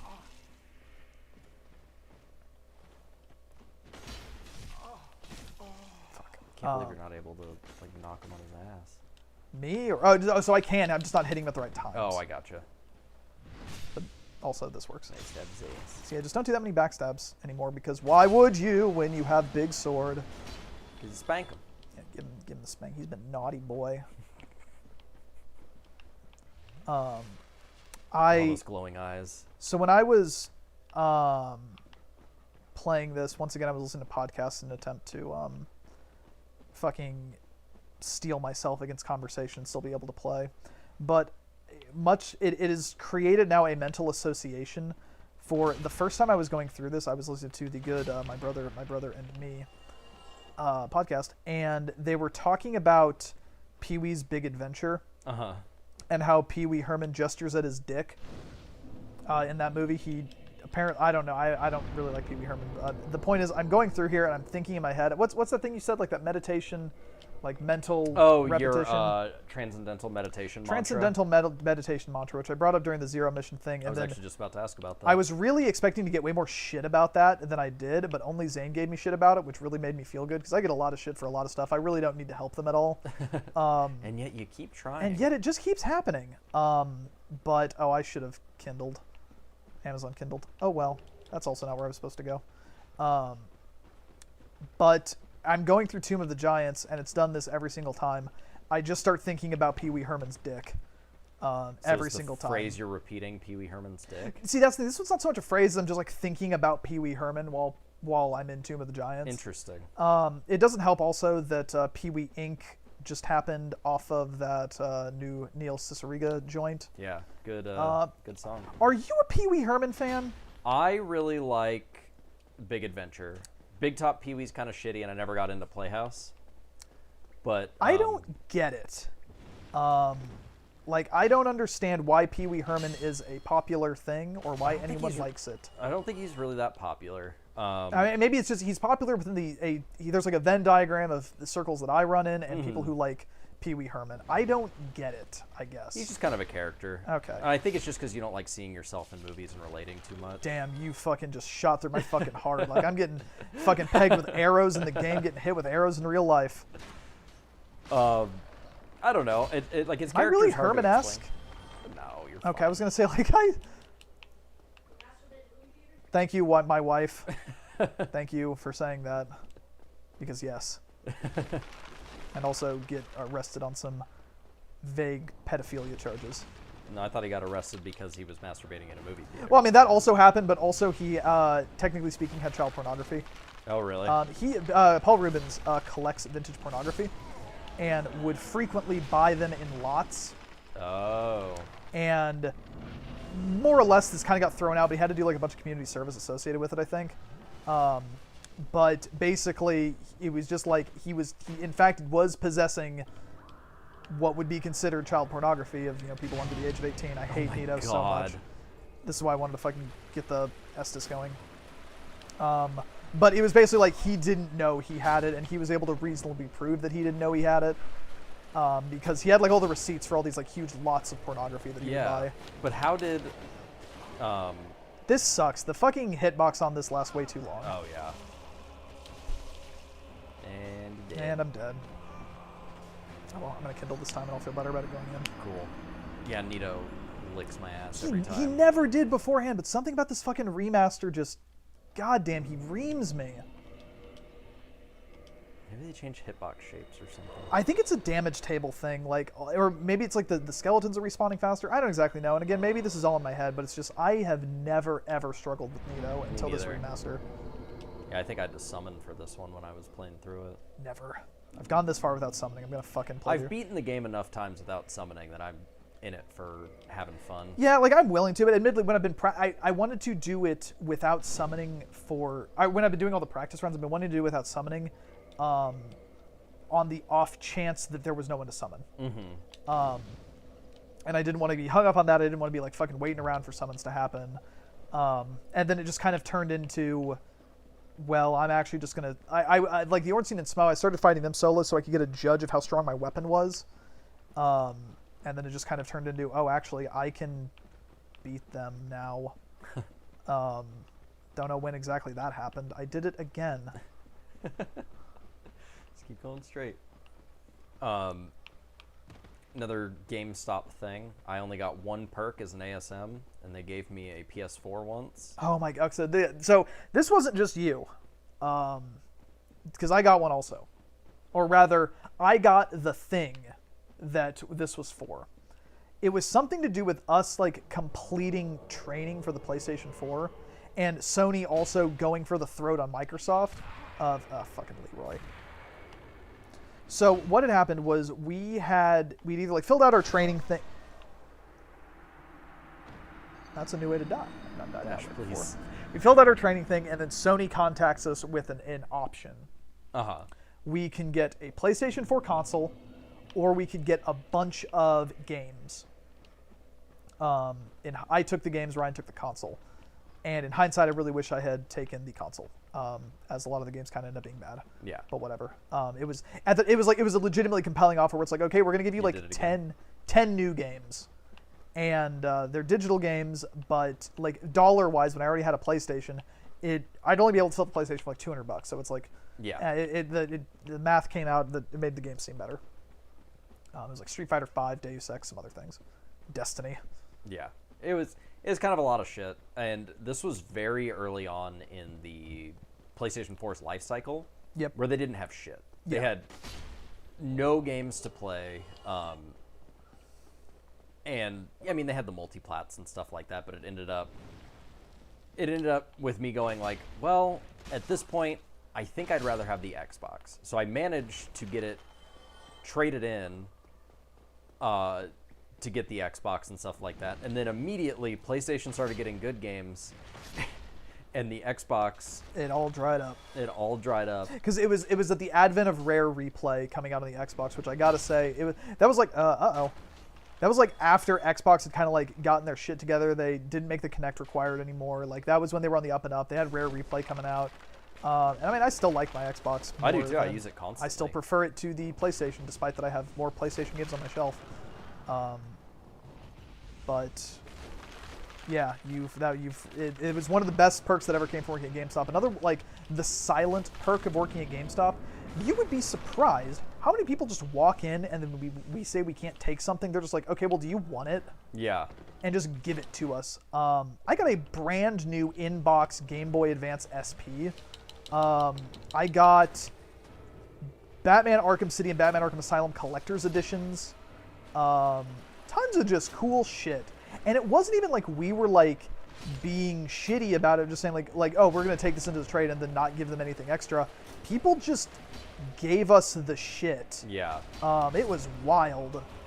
Like, collector's editions do not trade in at GameStop because like we don't pay money for like, or we don't work there anymore. Yeah, the royal we. Yeah, GameStop doesn't pay for like the extra stuff. They don't pay for statues. They don't pay for ephemera, little feelies, whatever you want to call them. They only pay for the disc that is inside. Yeah, don't even need the case. And oftentimes, if you've had a game for long enough that you had the collector's edition of, it's not going to be worth very much. Yeah. So it's like there's shit coming in where it's like, oh yeah, well, we give like 25 cents for that game. And so they'd be trading in all this shit for almost nothing. Oh, stop tickling at me. The grabby. And we also, it's like we didn't like misrepresent this to them. Like we would usually just tell them like, hey, I'm sorry. Like this doesn't trade in for anything extra.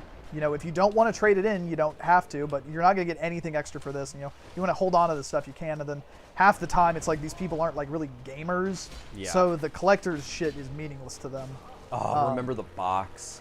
The box. Somebody brought in like a storage tub Fuck. one day that Dash and I were working.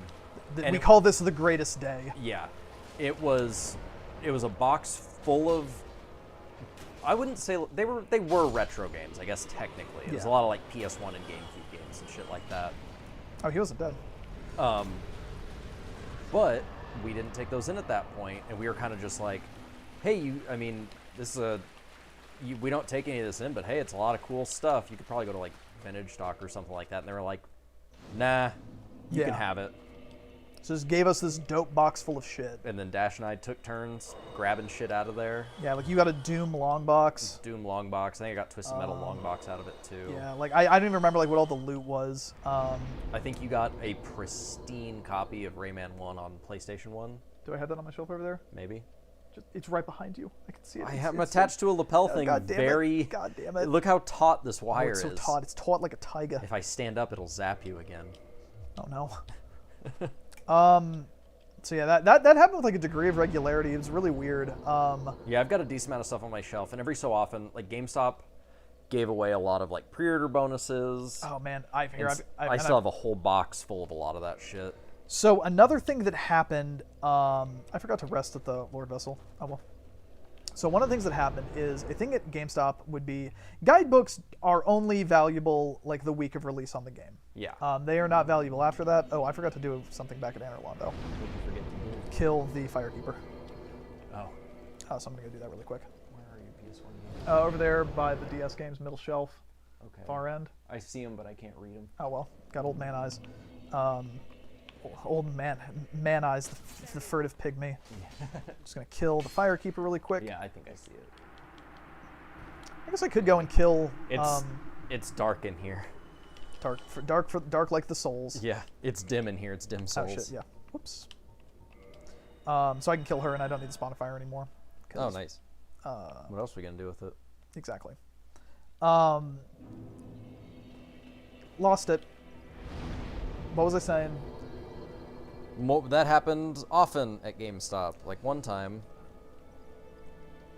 Oh, guidebooks. Guidebooks, yes. So let's see. I need to go to the Chamber of the Prince. No, Chamber of the Prince is Daughter Pass. So guidebooks would I think would happen called pennying out, or basically what it would be is well at a certain point it's very reasonable to assume that a guidebook is never going to sell if it is not sold already. Yeah.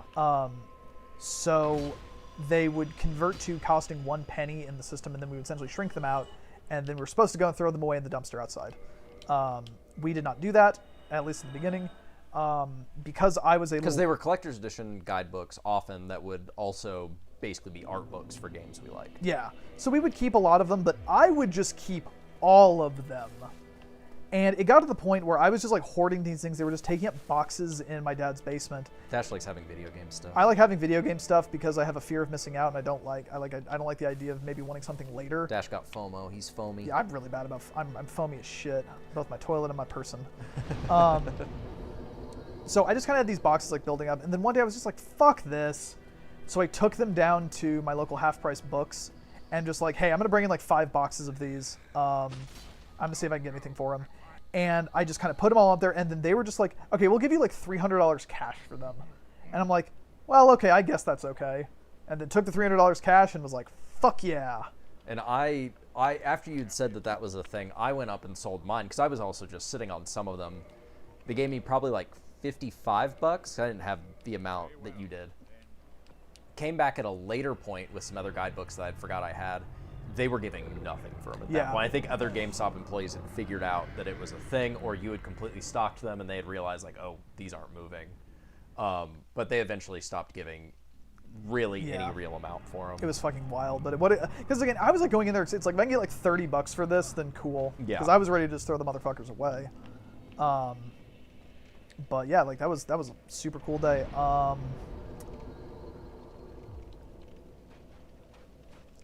Row GameStop is now. Wait, oh, because I have to offer the souls. I was just like, wait, what the fuck did I miss?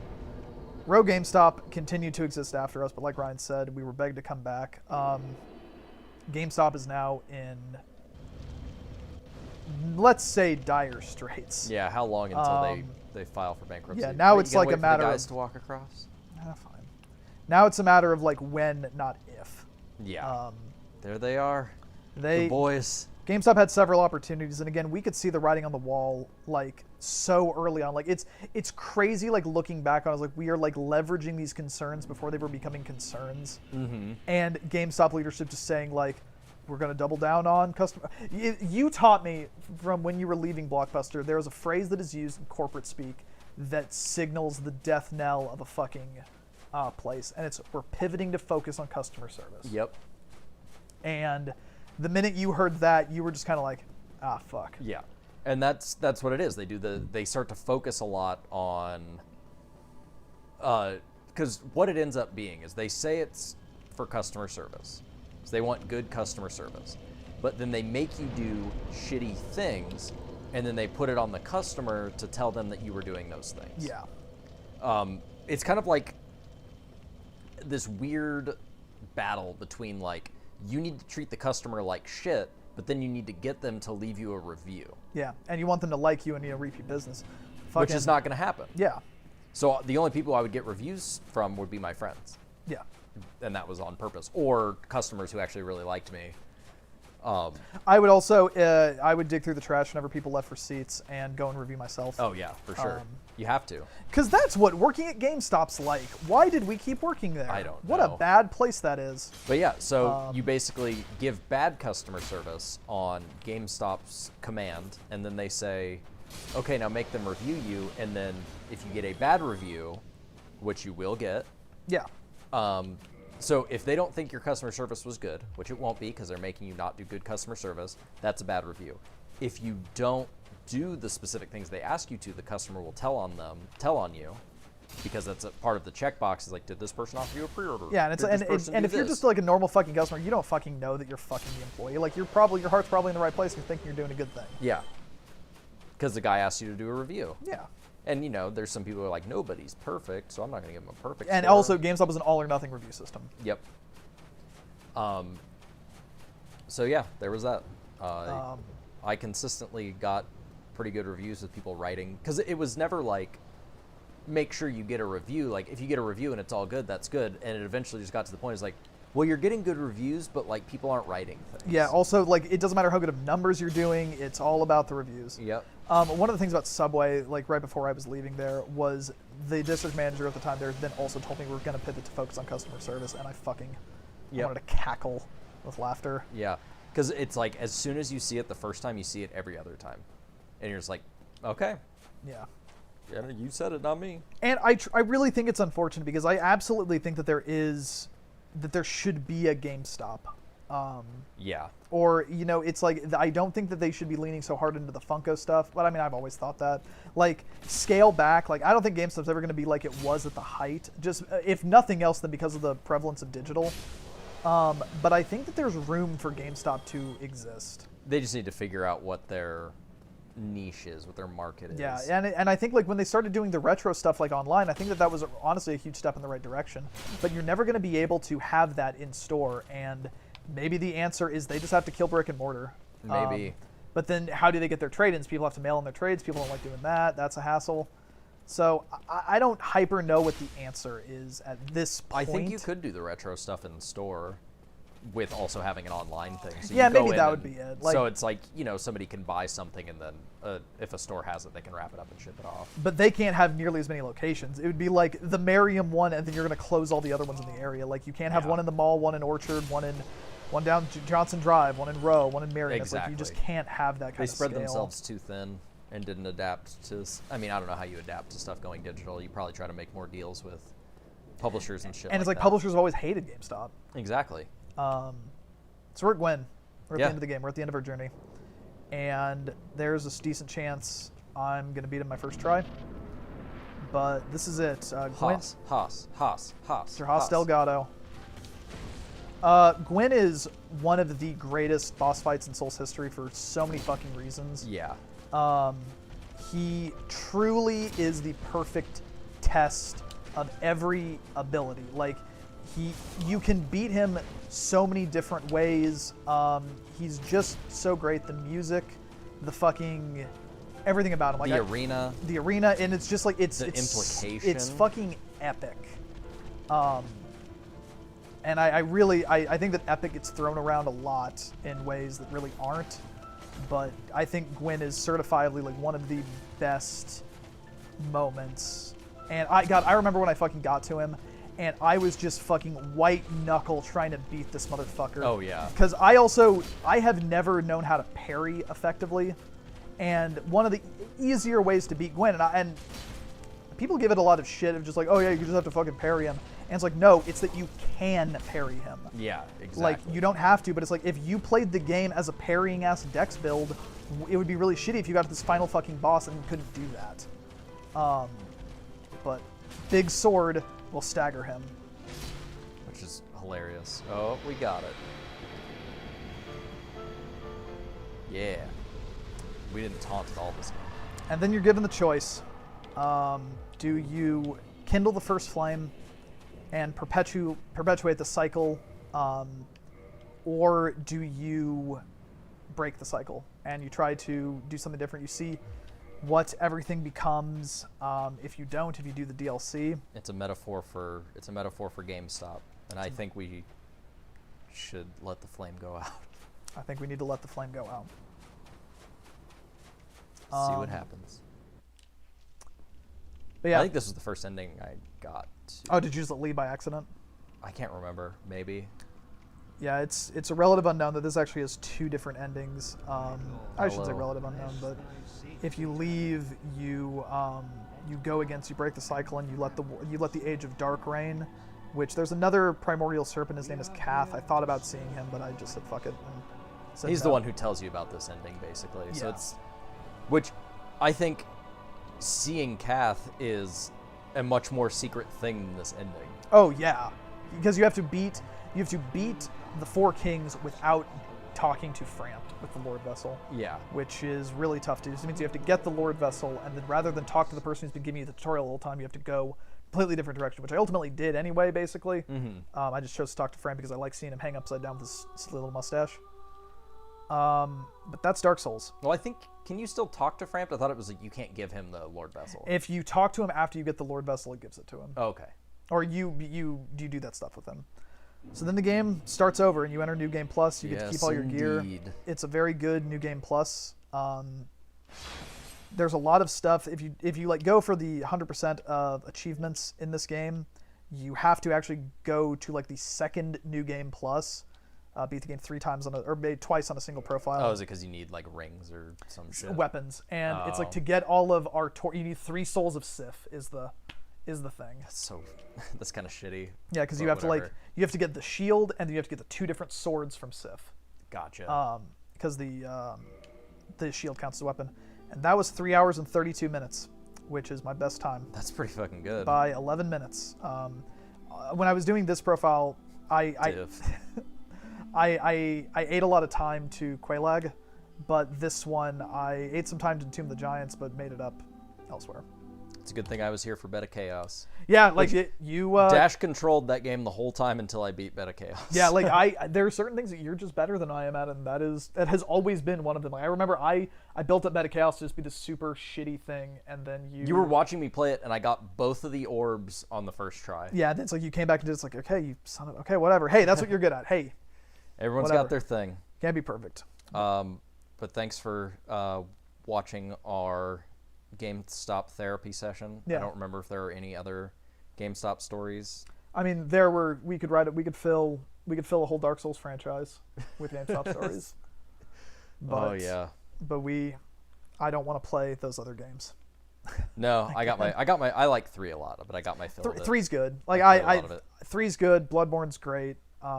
I liked Vanilla Dark Souls 2 quite a bit, but I don't like the Scholar of the First Sin 1 at all. Oh, it's been good. It's been good. I had a very good time doing this. Good times. It was the perfect game for it. Perfect conversation. Really encapsulated the Dash and Ryan relationship. Portal 2 is a shitty choice as favorite game. Fuck you. You shit.